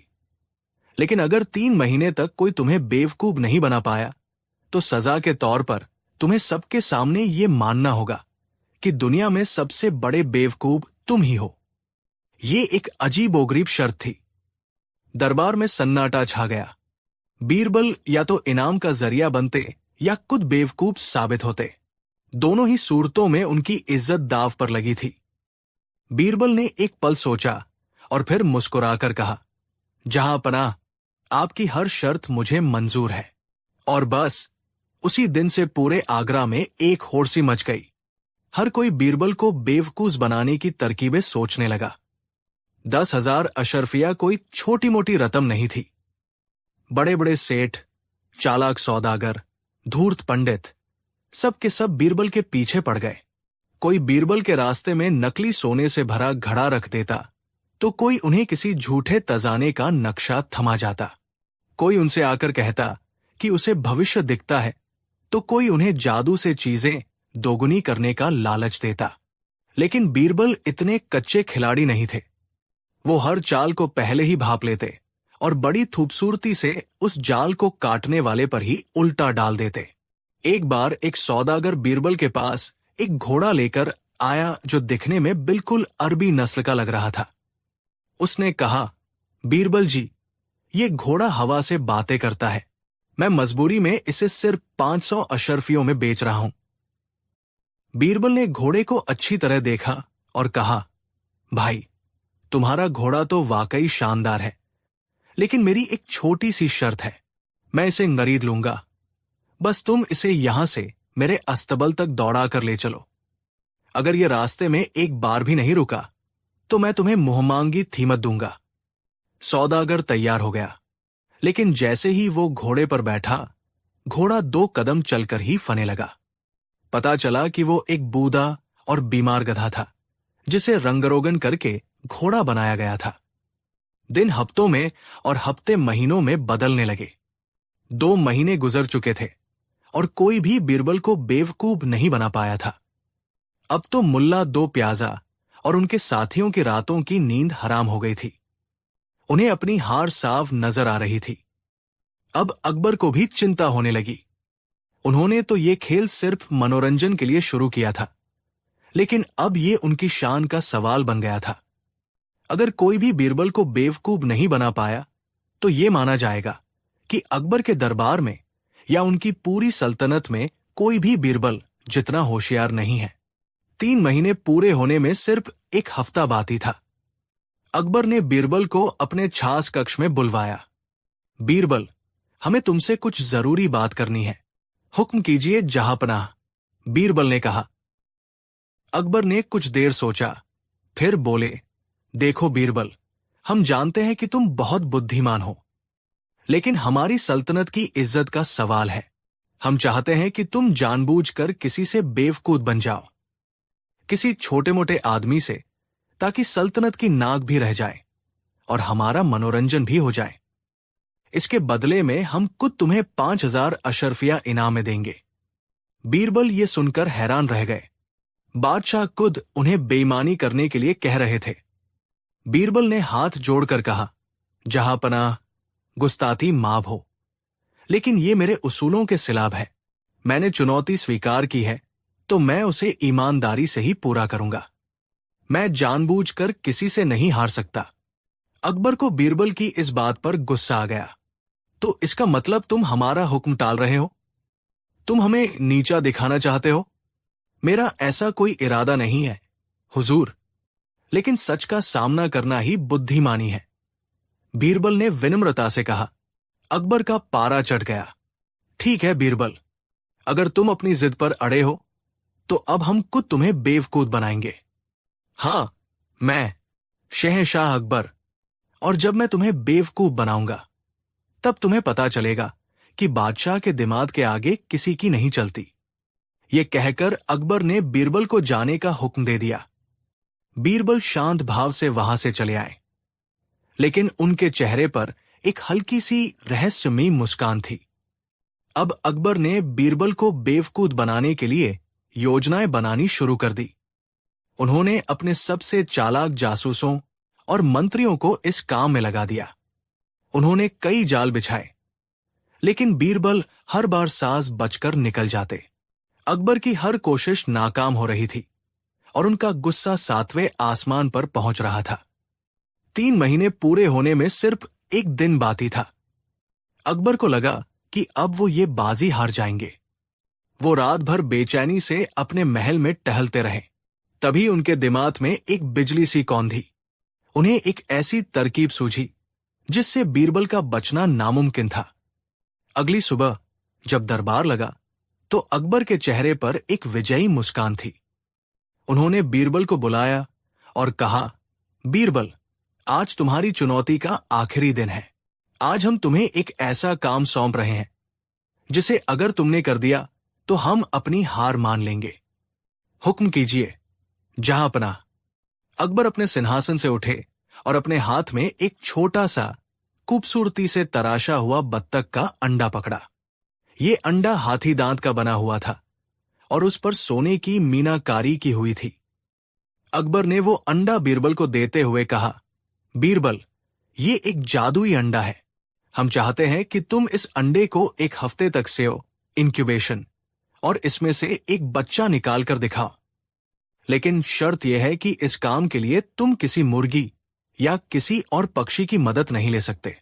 तुम्हें यह काम चुद करना होगा। पूरा दरबार ये सुनकर सन्न रह गया। ये कैसी शर्त थी? एक बेजान हाथी दांत के अंडे से बच्चा कैसे निकल सकता है? और भला कोई इंसान अंडे को कैसे से सकता है? ये तो सरासर एक असंभव काम था। मुल्ला दो प्याजा और उनके साथी मन ही मन खुश हो गए। आज बीरबल बुरी तरह फंस गए थे।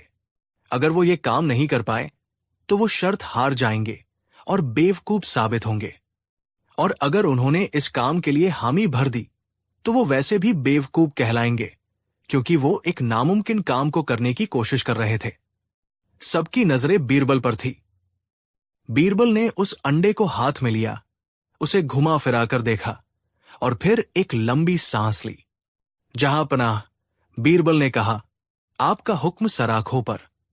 मैं इस अंडे से बच्चा जरूर निकालूंगा, लेकिन ये एक छाछ अंडा है, इसलिए मेरी भी कुछ छोटी छोटी शर्तें हैं।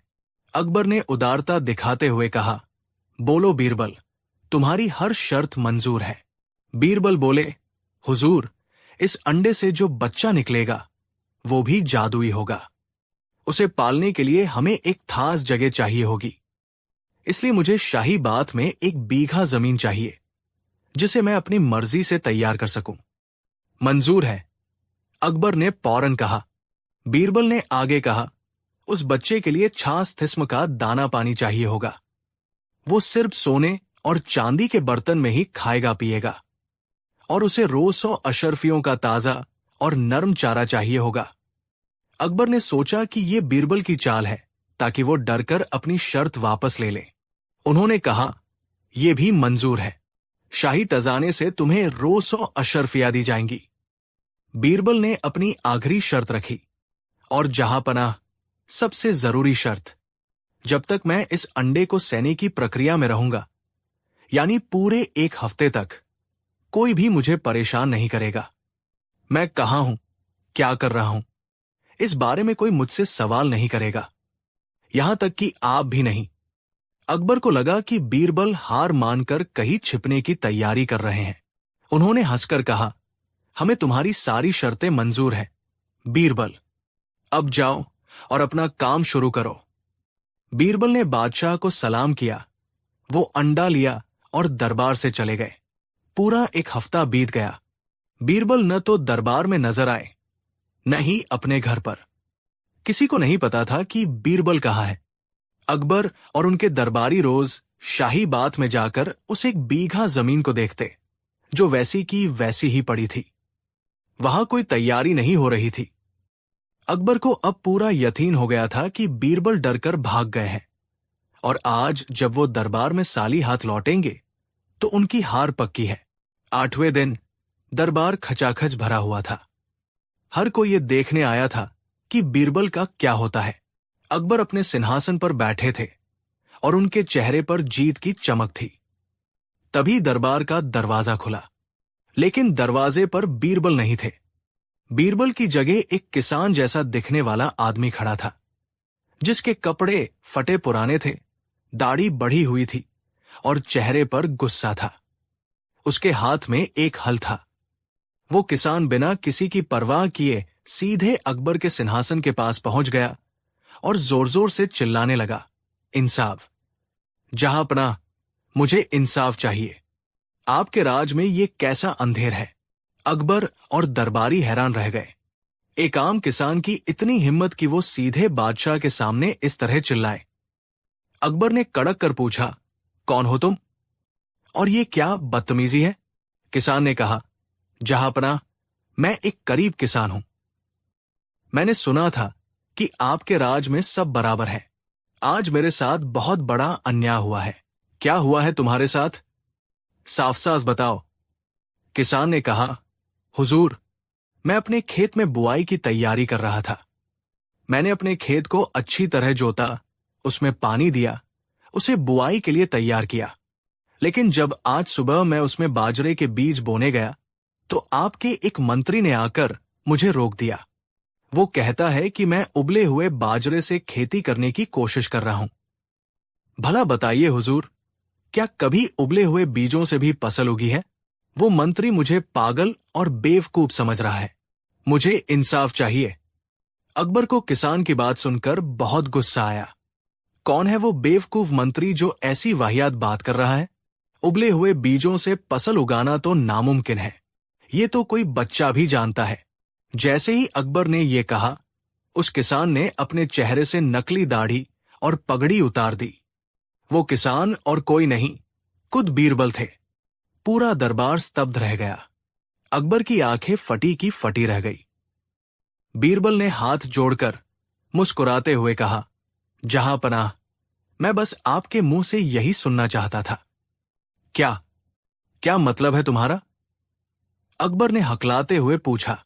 बीरबल ने वो हाथी दांत का अंडा अपनी जेब से निकाला और उसे अकबर के सामने रखते हुए कहा, हुजूर, जब उबले हुए बाजरे के बीजों से फसल नहीं उग सकती, तो भला एक बेजान अंडे से बच्चा कैसे पैदा हो सकता है? आपने तो ये बात जानते हुए भी मुझसे ये नामुमकिन काम करने को कहा और पूरी सल्तनत के सामने मुझे बेवकूफ बनाने की कोशिश की। अब अकबर को पूरी बात समझ में आई।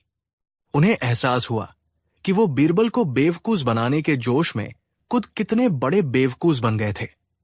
उन्होंने एक ऐसी शर्त रखी थी जो खुद ही तर्कहीन थी। बीरबल ने अपनी बात पूरी की। जहांपनाह, आपने मुझसे कहा था कि मैं आपको बेवकूफ बनाकर दिखाऊं। मैंने तो बस आपका हुक्म माना है। अकबर का चेहरा शर्मिंदगी से लाल हो गया, लेकिन फिर वो बीरबल की इस अनोखी और शानदार चतुराई को देखकर अपनी हंसी रोक नहीं पाए। वो जोर जोर से हंसने लगे। उनकी हंसी के साथ पूरा दरबार भी हंस पड़ा। अकबर ने अपनी हार स्वीकार करते हुए कहा, मान गए बीरबल, वाकई मान गए। तुम्हें बेवकूफ बनाना तो दूर, तुम्हारे बारे में ऐसा सोचना भी बेवकूफी है। आज तुमने हमें ही बेवकूफ बना दिया। तुम ही जीते। उस दिन के बाद अकबर ने कभी बीरबल की बुद्धिमानी को इस तरह चुनौती देने की कोशिश नहीं की। ये कहानी हमेशा इस बात की मिसाल बनी रही कि कैसे बीरबल ने न सिर्फ अपनी इज्जत बचाई, बल्कि बड़ी ही चतुराई से कुछ शहंशाह अकबर को ही बेवकूफ बना दिया था। कहानी 5। आगरा के किले का दीवान-ए-ताज अपनी पूरी शानो शौकत से दमक रहा था। सारस के कीमती ठालिन बिछे थे। दीवारों पर जड़े हीरे मोती मध्यम रोशनी में जुगनुओं की तरह टिमटिमा रहे थे और शहंशाह हिंद जलालुद्दीन मोहम्मद अकबर अपने तख्त ताउस पर विराजमान थे। उनके नवरत्न और दरबारी अदब से अपनी अपनी जगह पर खड़े थे। सब कुछ रोज जैसा ही था, लेकिन आज माहौल में एक अजीब सी खामोशी थी। बादशाह का चेहरा किसी गहरी सोच में डूबा हुआ था और उनके माथे पर पड़ी सिलवटें बता रही थी कि उनके मन में कोई तूफान चल रहा है। दरबारी एक दूसरे को कनखियों से देख रहे थे। ये समझने की कोशिश कर रहे थे कि शहंशाह किस बात से परेशान है। तभी अकबर की भारी आवाज उस खामोशी को चीरती हुई गूंजी। बहुत हो गया, हम ऊब चुके हैं इस मक्कारी और चापलूसी से। पूरा दरबार सन्न रह गया।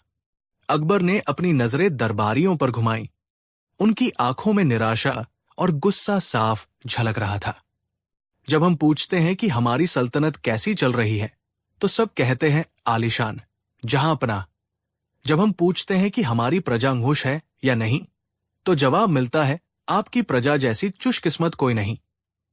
हर तरफ सिर्फ झूठी तारीफें, बनावटी बातें और चापलूसी की चाशनी में लिपटे शब्द।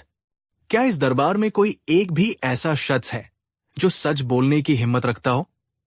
दरबारियों के चेहरे डर से सफेद पड़ गए। किसी की हिम्मत नहीं हुई कि वो बादशाह के इस गुस्से का जवाब दे। मुल्ला दो प्याजा, जो हमेशा बीरबल को नीचा दिखाने की ताक में रहते थे, आगे आए और सिर झुकाकर बोले, गुस्ताखी माफ हो जहांपना, हम सब तो आपके वफादार गुलाम हैं। सच ही तो कहते हैं कि आपके राज में दूध और शहद की नदियां बहती है। अकबर का गुस्सा और भड़क गया। बस करो मुल्ला, यही तो वो झूठ है जिससे हम तंग आ चुके हैं।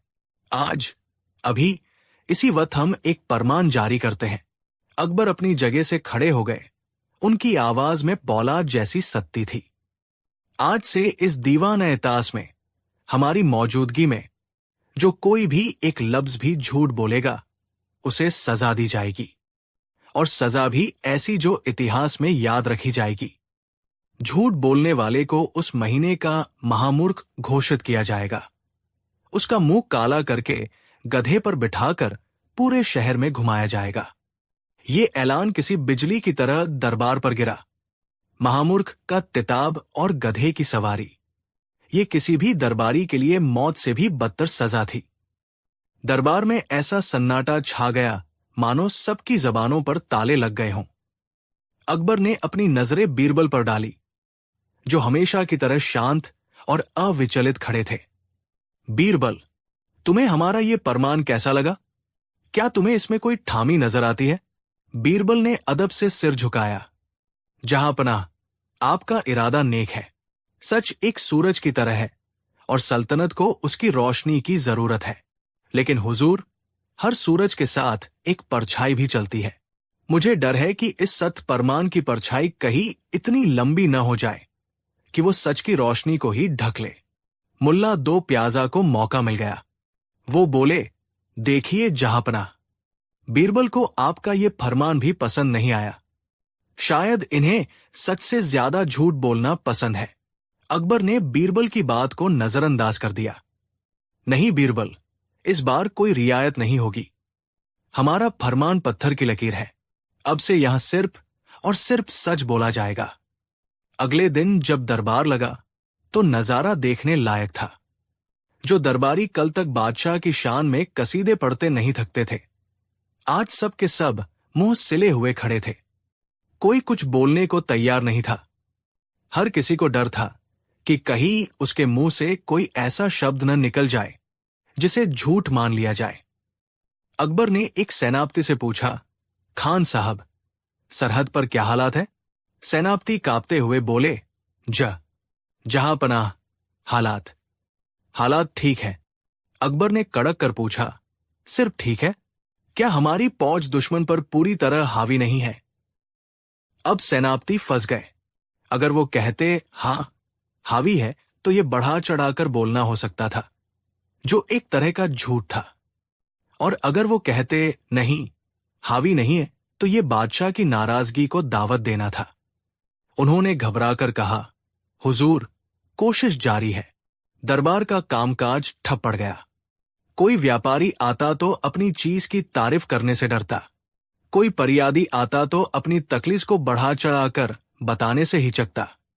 पूरा दरबार एक अजीब से डर के साए में जी रहा था। मुल्ला दो प्याजा और उनके साथियों ने इसे बीरबल को फंसाने का सुनहरा मौका समझा। उन्होंने एक योजना बनाई। अगले दिन दरबार में मुल्ला दो प्याजा ने बीरबल से एक सवाल पूछा। बीरबल, आप तो बादशाह के सबसे करीबी हैं और सबसे अक्लमंद भी। क्या आप पूरे यकीन के साथ कह सकते हैं कि हमारे शहंशाह दुनिया के सबसे महान और न्यायप्रिय बादशाह हैं? ये एक शानदार जाल था। अगर बीरबल हाँ कहते तो ये एक चापलूसी होती। दुनिया में इतने बादशाह हुए हैं, ये दावा करना कि अकबर ही सबसे महान है एक ऐसा सच था जिसे साबित नहीं किया जा सकता था। इसे आसानी से झूठ करार दिया जा सकता था। और अगर बीरबल ना कहते तो ये सीधे सीधे बादशाह की तौहीन थी, जिसकी सजा और भी भयानक हो सकती थी। पूरा दरबार सांस रोके बीरबल का जवाब सुनने का इंतजार करने लगा।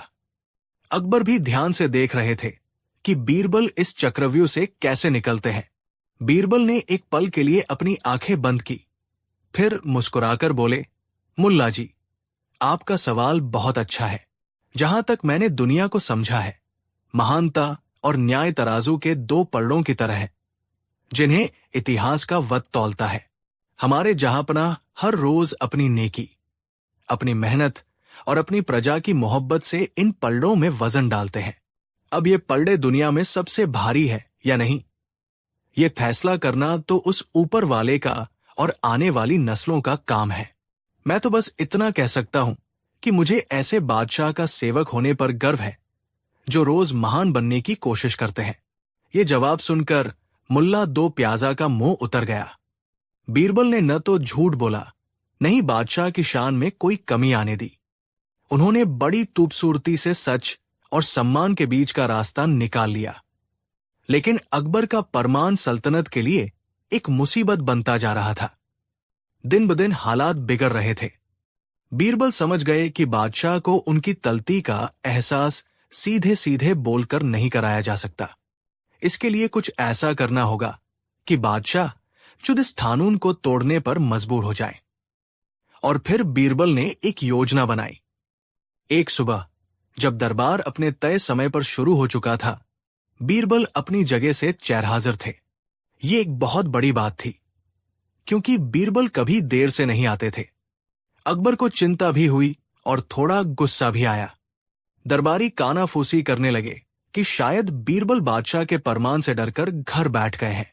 तभी हाफते कांपते, कपड़ों पर धूल और चेहरे पर घबराहट लिए बीरबल दरबार में दाखिल हुए। उनकी सांसें फूली हुई थी और आंखें बड़ी बड़ी हो रखी थी, जैसे उन्होंने कोई भूत देख लिया हो। अकबर ने कड़क कर पूछा, बीरबल, ये क्या हाल बना रखा है और दरबार में इतनी देर से आने की वजह? बीरबल ने झुककर सलाम किया और कांपती आवाज में बोलना शुरू किया, जहांपनाह, गुलाम को माफ कर दीजिए।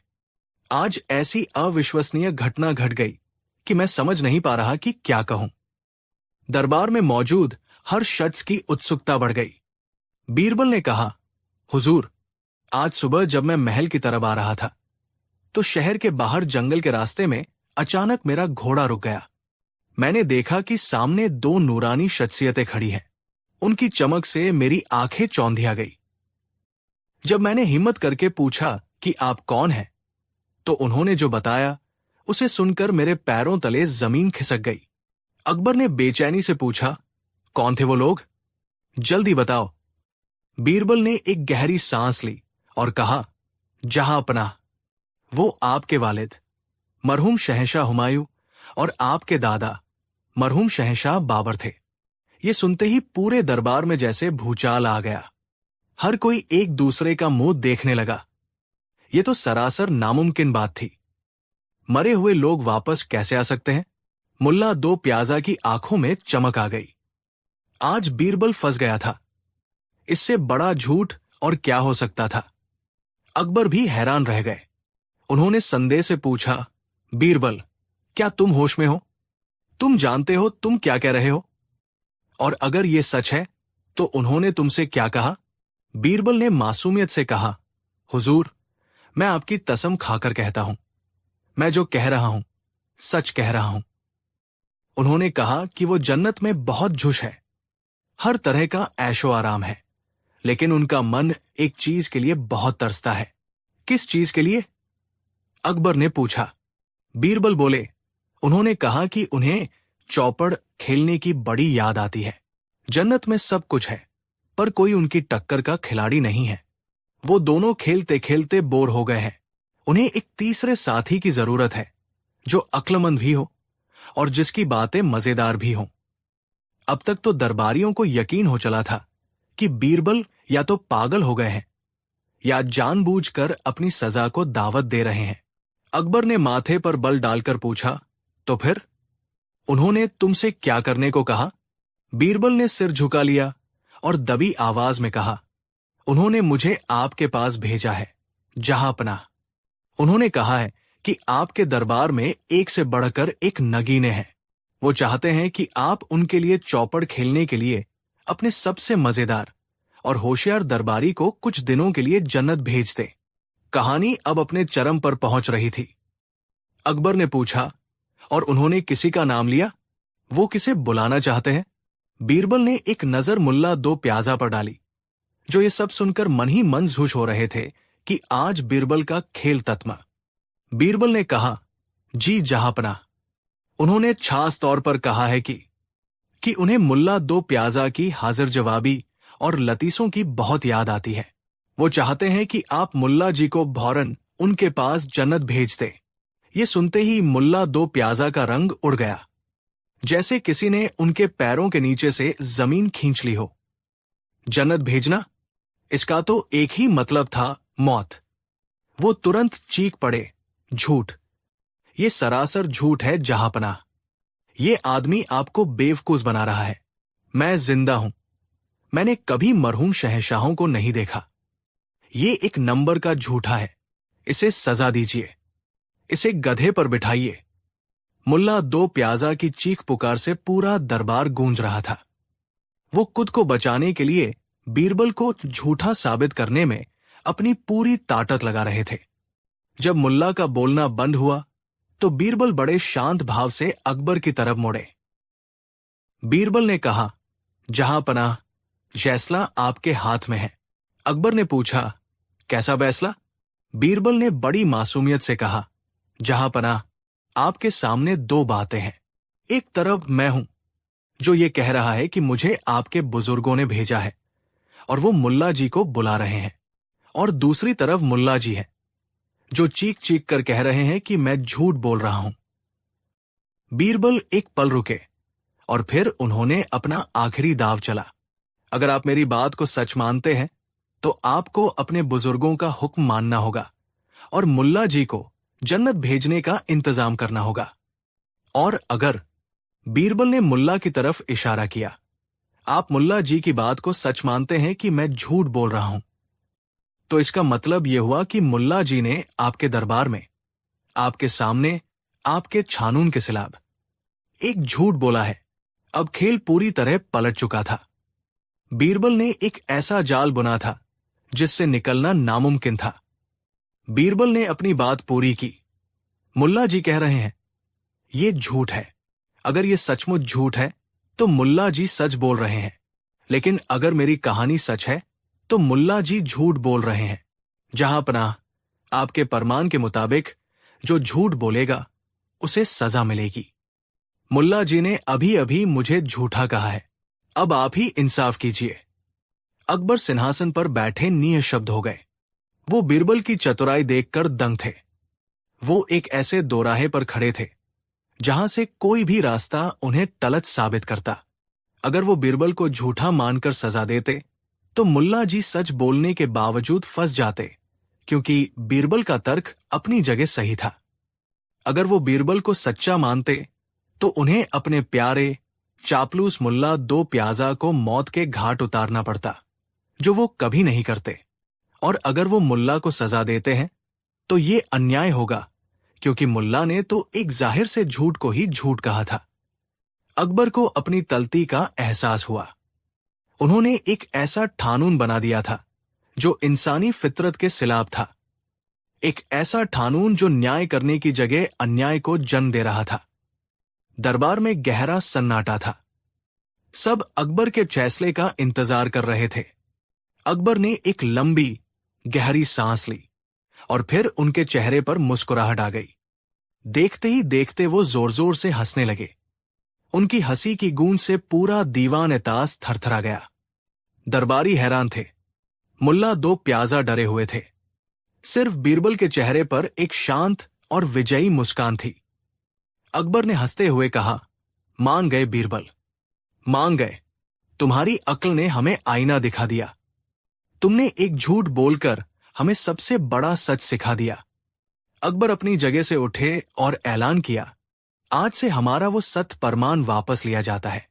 बीरबल ने साबित कर दिया कि दुनिया सिर्फ काले और सफेद सच से नहीं चलती। कभी कभी तारीफ, कभी मजाक और कभी कूटनीति में बोले गए छोटे छोटे झूठ भी जरूरी होते हैं। सच बोलना एक खूबी है, लेकिन सच को बिना सोचे समझे हर जगह लागू करना मूर्खता है। ये सुनकर दरबारियों ने राहत की सांस ली। मुल्ला दो प्याजा की जान में जान आई। हालांकि उनका चेहरा शर्मिंदगी से लाल हो चुका था।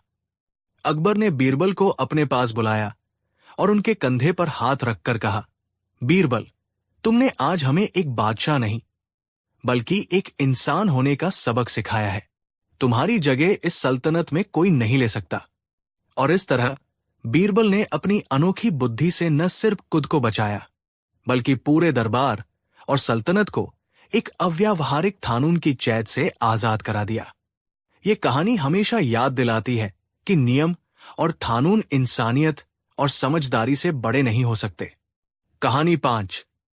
हिंदुस्तान की सरजमी पर जब मुगलिया सल्तनत का सूरज अपने पूरे उफान पर था, तब शहंशाह अकबर का दरबार सिर्फ न्याय और शासन के लिए ही नहीं, बल्कि बुद्धि और विवेक की आजमाइश के लिए भी मशहूर था। इस दरबार की आत्मा थे बीरबल, जिनकी चतुराई के किस्से हवाओं में घुल चुके थे। लेकिन जहां फूल होते हैं वहां कांटे भी होते हैं। बीरबल की शोहरत, उनकी हाजिर जवाबी और शहंशाह से उनकी नजदीकी दरबार के कई अमीरों, मनसबदारों और सलाहकारों की आंखों में खटकती थी। ये एक ऐसी ही सुबह थी। दीवान-ए-ताश में दरबार लगा था। शहंशाह अकबर अपने तख्त पर विराजमान थे और उनके चेहरे पर एक गहरी सोच की लकीरें थी। दरबारियों में एक अजीब सी हलचल थी, एक दबी हुई कानाफूसी, जिसका केंद्र बिंदु बीरबल थे। इन दरबारियों का नेतृत्व कर रहे थे मुल्ला दो प्याजा, जो खुद को बीरबल का सबसे बड़ा प्रतिद्वंदी मानते थे। उनके साथ थे शाही हकीम शफसत अली खान, जिनकी दवा से ज्यादा जुबान जहरीली थी, और सेना के एक बड़े मनसबदार आजम तान, जिन्हें लगता था कि सल्तनत तलवार के दम पर चलती है, दिमागी करतबों पर नहीं। इन तीनों ने मिलकर बीरबल के खिलाफ एक ऐसा चक्रव्यूह रचा था जिससे निकलना लगभग नामुमकिन था। मौका उन्हें मिला एक तट से। ईरान के शाह तहमास्प ने दोस्ती का पैगाम भेजा था और साथ ही ये भी लिखा था कि उनके सबसे बड़े विद्वान और दार्शनिक उस्ताद इब्राहिम राजी हिंदुस्तान की यात्रा करना चाहते हैं और शहंशाह अकबर के नवरत्नों से ज्ञान चर्चा करना चाहते हैं। अकबर को अपने दरबार और अपने नवरत्नों पर बहुत नाज था। उन्होंने फौरन निमंत्रण स्वीकार कर लिया। उन्होंने ऐलान किया, उस्ताद इब्राहिम राजी का स्वागत हम शाही शान से करेंगे और हमारी तरफ से ज्ञान चर्चा का नेतृत्व करेंगे हमारे सबसे काबिल मंत्री राजा बीरबल। ये सुनते ही मुल्ला दो प्याजा और उनके साथियों के चेहरे पर एक मक्कार मुस्कान तैर गई। उन्हें अपना मौका मिल गया था। उस्ताद इब्राहिम राजी की ख्याति दूर दूर तक थी। कहा जाता था कि उनके सवाल इतने गूढ़ और दार्शनिक होते थे कि बड़े बड़े विद्वान उनके सामने पानी भरते थे। उन्होंने तय कर लिया कि वे बीरबल को इस ज्ञान चर्चा में अकेला छोड़ देंगे। वे न सिर्फ उसकी मदद नहीं करेंगे, बल्कि सही मौके पर उसे नीचा दिखाकर उसकी हार सुनिश्चित करेंगे।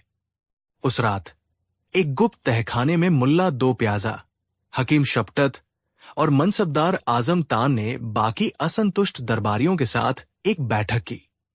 मुल्ला ने कहा, भाइयों, यही मौका है उस बीरबल को हमेशा के लिए शहंशाह की नजरों से गिराने का। जब उस्ताद राजी अपने सवाल पूछेंगे तो हम सब चुप रहेंगे। अगर बीरबल हमारी मदद मांगे तो हम बहाना बना देंगे, और जैसे ही वो अटकेगा हम सब मिलकर शोर मचाएंगे और कहेंगे कि एक अकेले आदमी की वजह से आज पूरे हिंदुस्तान की नाक कट रही है। हकीम शपटत ने अपनी दाढ़ी सहलाते हुए कहा, और हम ये भी साबित कर देंगे कि बीरबल की बुद्धि सिर्फ लतीसों और मजाक तक सीमित है। असली ज्ञान और दर्शन से उसका कोई लेना देना नहीं। सबने इस साजिश में हामी भर दी। उन्होंने कसम खाई कि जब तक बीरबल जलील होकर दरबार से निकल नहीं जाता, वे चैन से नहीं बैठेंगे। अगले कुछ दिन बीरबल ने तैयारी में गुजार दिए।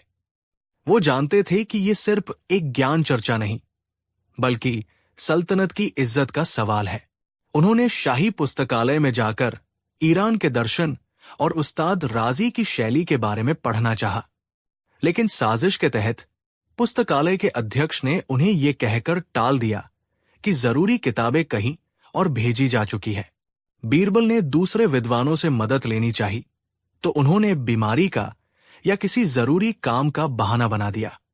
बीरबल समझ गए कि वो अकेले हैं, पूरा दरबार उनके सिलाज खड़ा है, लेकिन उन्होंने हिम्मत नहीं हारी। उन्होंने सोचा, अगर ज्ञान किताबों में नहीं तो लोगों के बीच मिलेगा। उन्होंने अगले कुछ दिन आम लोगों के साथ बिताए, फकीरों और संतों की बातें सुनी और प्रकृति को ध्यान से देखा। वो जानते थे कि सबसे गहरे सवालों के जवाब अक्सर सबसे सरल जगहों पर छिपे होते हैं। और फिर वो दिन आ ही गया। आगरा का किला दुल्हन की तरह सजा था। उस्ताद इब्राहिम राजी का स्वागत शाही परंपरा के साथ किया गया। दीवान एटास में जब वो हुए तो उनकी विद्वता का तेज उनके चेहरे से झलक रहा था। उन्होंने शहंशाह अकबर को अदब से सलाम किया। शुरुआती स्वागत सत्कार के बाद ज्ञान चर्चा का दौर शुरू हुआ। उस्ताद राजी ने सिंहासन के सामने रखे एक ऊंचे आसन पर जगह ली और बीरबल उनके सामने विनम्रता से बैठ गए। पूरा दरबार सांस रोके ये नजारा देख रहा था। मुल्ला दो प्याजा और उनके साथी अपनी अपनी जगहों पर ऐसे बैठे थे जैसे शिकारी अपने शिकार पर झपटने का इंतजार कर रहा हो। उस्ताद राजी ने अपनी गंभीर आवाज में पहला सवाल पूछा, हिंदुस्तान के सबसे बुद्धिमान व्यक्ति, क्या आप बता सकते हैं कि इस धरती का केंद्र कहाँ है? ये एक पुराना लेकिन मुश्किल सवाल था। दरबारी एक दूसरे को देखकर मुस्कुराए। उन्हें लगा बीरबल फंस गया, लेकिन बीरबल शांत रहे। उन्होंने अपनी जगह से उठकर अपनी छड़ी को जमीन पर एक जगह गाड़ दिया और बोले, उस्ताद, इस धरती का केंद्र ठीक इसी जगह पर है जहां मेरी छड़ी गड़ी है। अगर आपको मेरी बात पर यकीन न हो तो आप पूरी दुनिया को नाप कर देख सकते हैं। अगर 1 इंच का भी फर्क निकला तो मैं हार मान लूंगा। ये जवाब सुनकर उस्ताद राजी मुस्कुरा दिए। वो बीरबल की हाजिर जवाबी से प्रभावित हुए। उन्होंने मान लिया कि बीरबल ने एक मुश्किल सवाल का जवाब चतुराई से दिया है।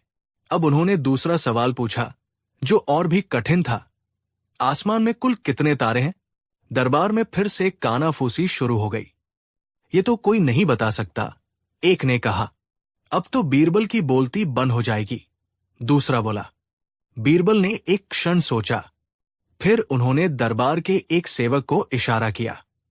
सेवक एक भेड़ लेकर आया जिसके शरीर पर बहुत घने और लंबे बाल थे। बीरबल ने उस्ताद राजी से कहा, हुजूर, इस भेड़ के शरीर पर जितने बाल हैं, आसमान में ठीक उतने ही तारे हैं। अगर आपको संदेह हो तो आप इत्मीनान से बैठकर दोनों को गिन सकते हैं। पूरा दरबार बीरबल की इस चतुराई पर हैरान रह गया। शहंशाह अकबर का सीना गर्व से चौड़ा हो गया। उस्ताद राजी भी हंसे बिना नहीं रह सके। उन्होंने कहा, मान गए, आपकी बुद्धि की कोई तुलना नहीं, लेकिन मेरे पास एक आखिरी और सबसे मुश्किल सवाल है। ये सवाल किसी गिनती या नापजोक का नहीं है। ये आत्मा और मौन का सवाल है। पूरे दरबार में एकदम खामोशी छा गई। यही वो पल था जिसका मुल्ला दो प्याजा और उसके साथियों को इंतजार था। उस्ताद इब्राहिम राजी ने अपनी आंखें बंद की और एक गहरे ध्यान की मुद्रा में पूछा, मुझे बताइए, एक हाथ से ताली बजने की आवाज कैसी होती है? ये सवाल नहीं, एक पहेली थी।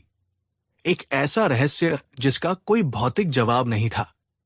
ये एक दार्शनिक प्रश्न था जो तर्क की सीमाओं से परे था। दरबार में सन्नाटा और गहरा हो गया। बीरबल अपनी जगह पर शांत बैठे थे। उनकी आंखें बंद थी, जैसे वो उस आवाज को सुनने की कोशिश कर रहे हों जो होती ही नहीं। 1 मिनट, 2 मिनट, 5 मिनट बीत गए। बीरबल चुप थे और तभी साजिश करने वालों ने अपना खेल शुरू कर दिया। सबसे पहले हकीम शफकत अली अपनी जगह से खड़े हुए और बोले, आलमपना, ये कैसा बेहुदा सवाल है। एक हाथ से ताली बज ही नहीं सकती तो उसकी आवाज कहां से आएगी? ये तो सरासर वक्त की बर्बादी है। फिर मनसबदार आजम तान अपनी रौबदार आवाज में गरजे, हुजूर, हम यहां सल्तनत के मसलों पर बात करने आते हैं, बच्चों जैसी पहेलियां बुझाने नहीं। हमारे मेहमान हमारा अपमान कर रहे हैं और बीरबल चुप बैठकर इस अपमान को सह रहे हैं। और फिर मुल्ला दो प्याजा ने आग में घी डालने का काम किया। वो नाटकीय अंदाज में खड़े हुए और बोले, जहांपनाह, अब पानी सिर से ऊपर जा चुका है। बीरबल की चतुराई की कलई आज खुल गई है। इनके पास इस गहरे सवाल का कोई जवाब नहीं है। इनकी वजह से आज पूरी मुगल सल्तनत का सिर दुनिया के सामने झुक रहा है। हमें ये अपमान बर्दाश्त नहीं। बस इतना कहना था कि जैसे पूरे दरबार को बोलने का मौका मिल गया। एक के बाद एक दरबारी खड़े होकर बोलने लगे। कोई कहता, बीरबल को हटाओ। कोई चिल्लाता, ये हमारी बेइज्जती है। इनके पास जवाब नहीं है। ये चुप क्यों है? शहंशाह, कुछ कीजिए। देखते ही देखते दरबार एक मछली बाजार में बदल गया। हर कोई बोल रहा था, हर कोई चिल्ला रहा था। इतना शोर था कि किसी को किसी की बात समझ नहीं आ रही थी। शहंशाह अकबर गुस्से से लाल हो गए। उन्होंने कई बार खामोश कहा, लेकिन उनकी आवाज उस शोर में दबकर रह गई। उस्ताद राजी हैरान और दुखी होकर ये सब देख रहे थे। उन्हें लग रहा था कि वो कहां आ गए हैं। साजिश करने वाले अपनी योजना में सफल हो रहे थे। उन्होंने बीरबल को घेर लिया था और दरबार का माहौल पूरी तरह खराब कर दिया था। और तभी उस कान फाड़ देने वाले शोर के बीच बीरबल अपनी जगह से धीरे से उठे। उनके चेहरे पर न गुस्सा था, न घबराहट, बस एक गहरी शांति थी। उन्होंने कुछ कहा नहीं, बस अपना दाहिना हाथ उठाया। ये एक छोटा सा इशारा था, लेकिन उसमें इतना अधिकार था कि धीरे धीरे शोर कम होने लगा। सब चुप होकर बीरबल को देखने लगे कि अब वो क्या करेंगे। जब दरबार में पूरी तरह खामोशी छा गई तो बीरबल शहंशाह अकबर की ओर मुड़े और अदब से बोले, जहांपनाह, मैं उस्ताद राजी के सवाल का जवाब जरूर दूंगा, लेकिन उससे पहले मुझे इन सभी ज्ञानी और विद्वान दरबारियों से कुछ पूछना है जो मेरी चुप्पी पर इतना हंगामा कर रहे थे। वो दरबारियों की ओर घूमे जो अब उन्हें घूर रहे थे। बीरबल ने अपनी आवाज को बुलंद करते हुए कहा, ए दरबार के महान विद्वानों, आप सब एक साथ बोल रहे थे, एक साथ मेरी काबिलियत पर सवाल उठा रहे थे। इससे जाहिर होता है कि आप सब में बहुत एकता है और आप सब बहुत बुद्धिमान हैं। तो मैं आप सबसे मिलकर एक बहुत ही सरल, एक बहुत ही मामूली सवाल पूछना चाहता हूं। मुल्ला दो प्याजा ने ताना मारते हुए कहा, पूछो, जो पूछना है पूछो, हम तुम्हारे जैसे निरुत्तर नहीं रहेंगे। हां हां, पूछो। बाकी दरबारियों ने भी हामी भरी। उन्हें लगा कि बीरबल अब अपनी हार को टालने की कोशिश कर रहा है। बीरबल ने कहा, मेरी एक शर्त है, अगर आप सबने मिलकर मेरे इस एक सवाल का सही जवाब दे दिया तो मैं अपनी हार मान लूंगा। मैं इसी वक्त ये दरबार, ये पद सब कुछ छोड़कर हमेशा के लिए चला जाऊंगा। लेकिन उन्होंने एक पल का विराम लिया, जिससे सबकी उत्सुकता बढ़ गई।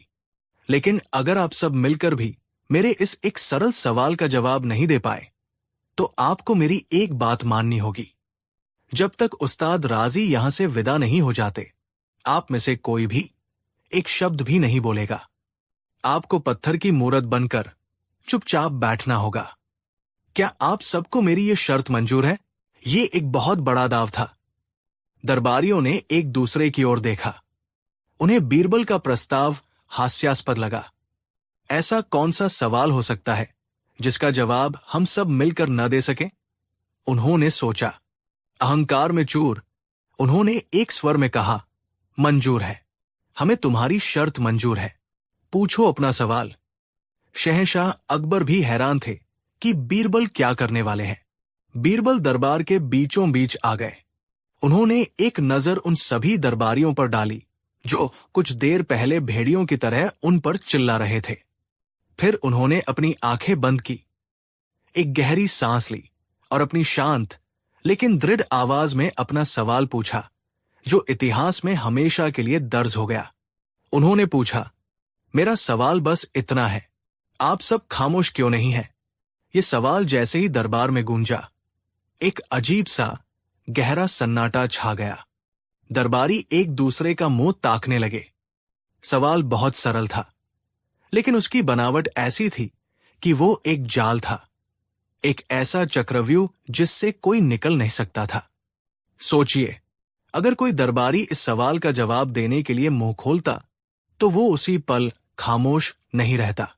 जैसे ही वो बोलता, हम खामोश इसलिए नहीं है क्योंकि उसका जवाब उसी क्षण झूठा साबित हो जाता, क्योंकि जवाब देने के लिए उसे अपनी खामोशी तोड़नी पड़ती।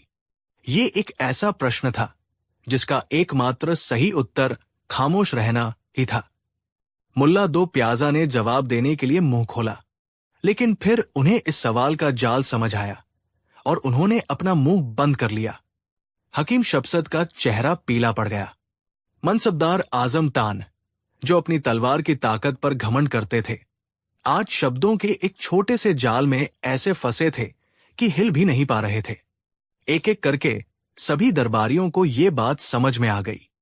वे सब एक दूसरे को देख रहे थे, आंखों ही आंखों में बात करने की कोशिश कर रहे थे, लेकिन कोई भी एक शब्द बोलने की हिम्मत नहीं कर पा रहा था।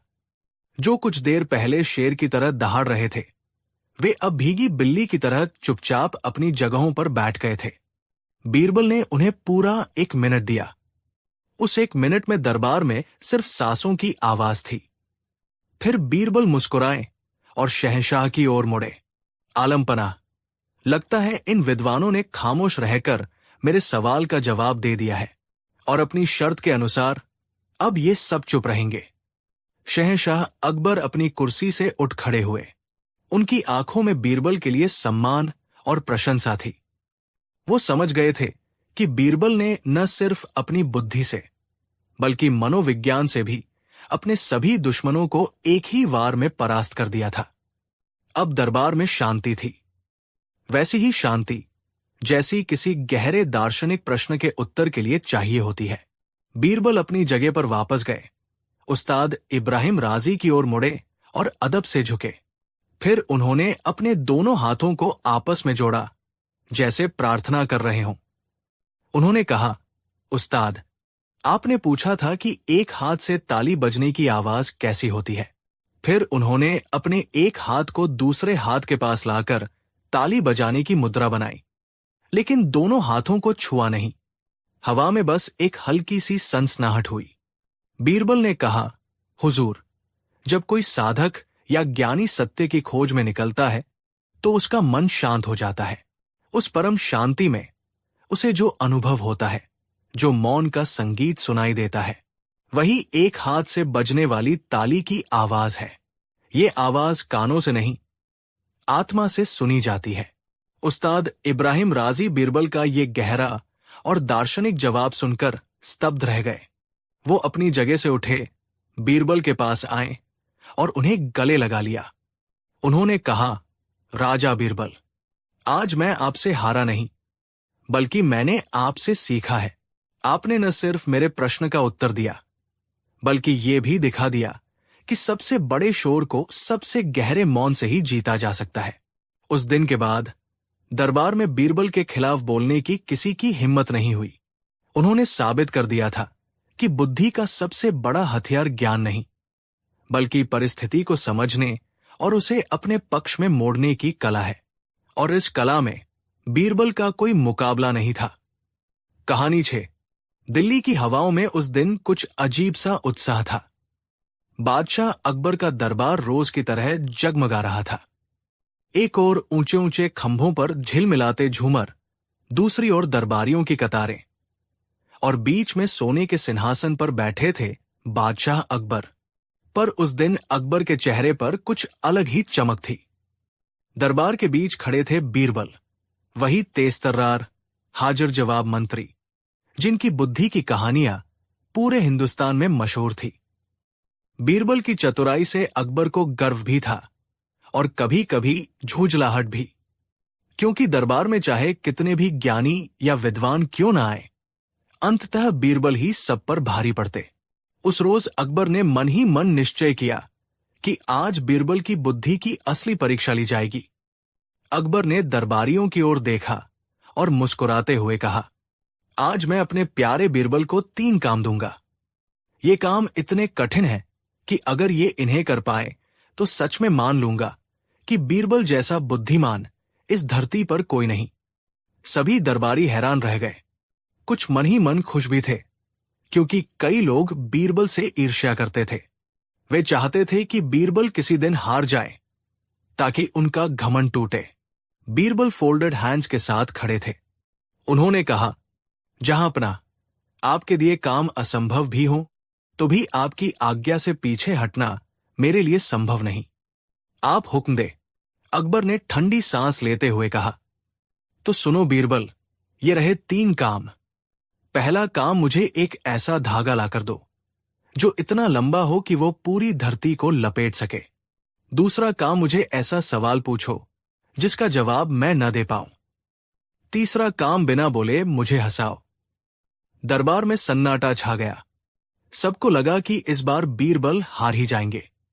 बीरबल ने कुछ सोचा और मुस्कुराकर बोला, जहांपना, पहला काम कल सुबह तक पूरा हो जाएगा।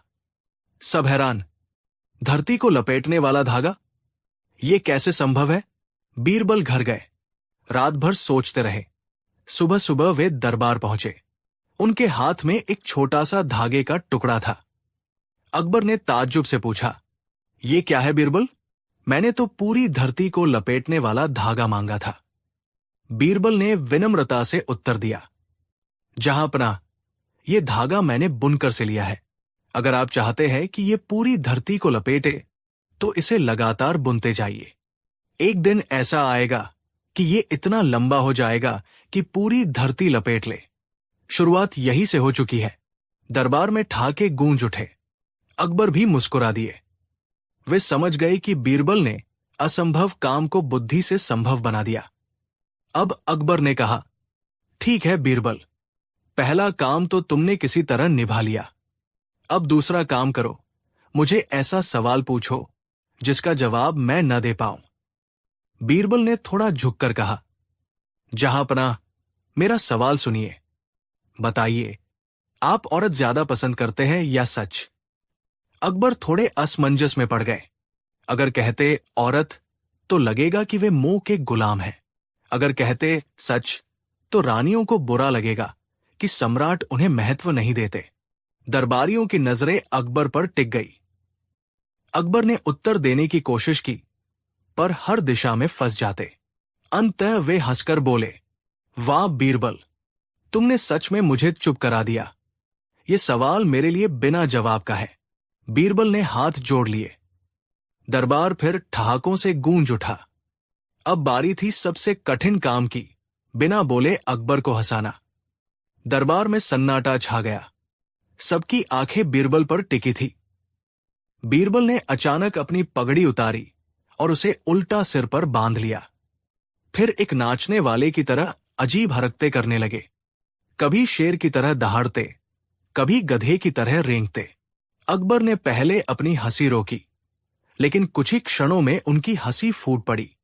दरबारी भी जोर जोर से हंसने लगे। अकबर ने हंसते हुए कहा, बीरबल, तुमने सच में असंभव को संभव कर दिखाया। तुमने बिना बोले मुझे हंसा दिया। अकबर ने गंभीर होकर कहा, बीरबल, मैं मान गया। तुम्हारी बुद्धि के आगे हर चाल नाकाम है। तुम मेरे दरबार का सबसे अनमोल रत्न हो। बीरबल ने विनम्रता से कहा, जहांपनाह, यह आपकी मेहरबानी है कि आप मुझे परखते रहते हैं। यही परख मुझे और चतुर बनाती है। दरबार गूंज उठा, बीरबल, बीरबल। और इस तरह अकबर की 3 कठिन परीक्षाएं भी बीरबल ने अपनी बुद्धि और हाजिर जवाबी से पार कर ली।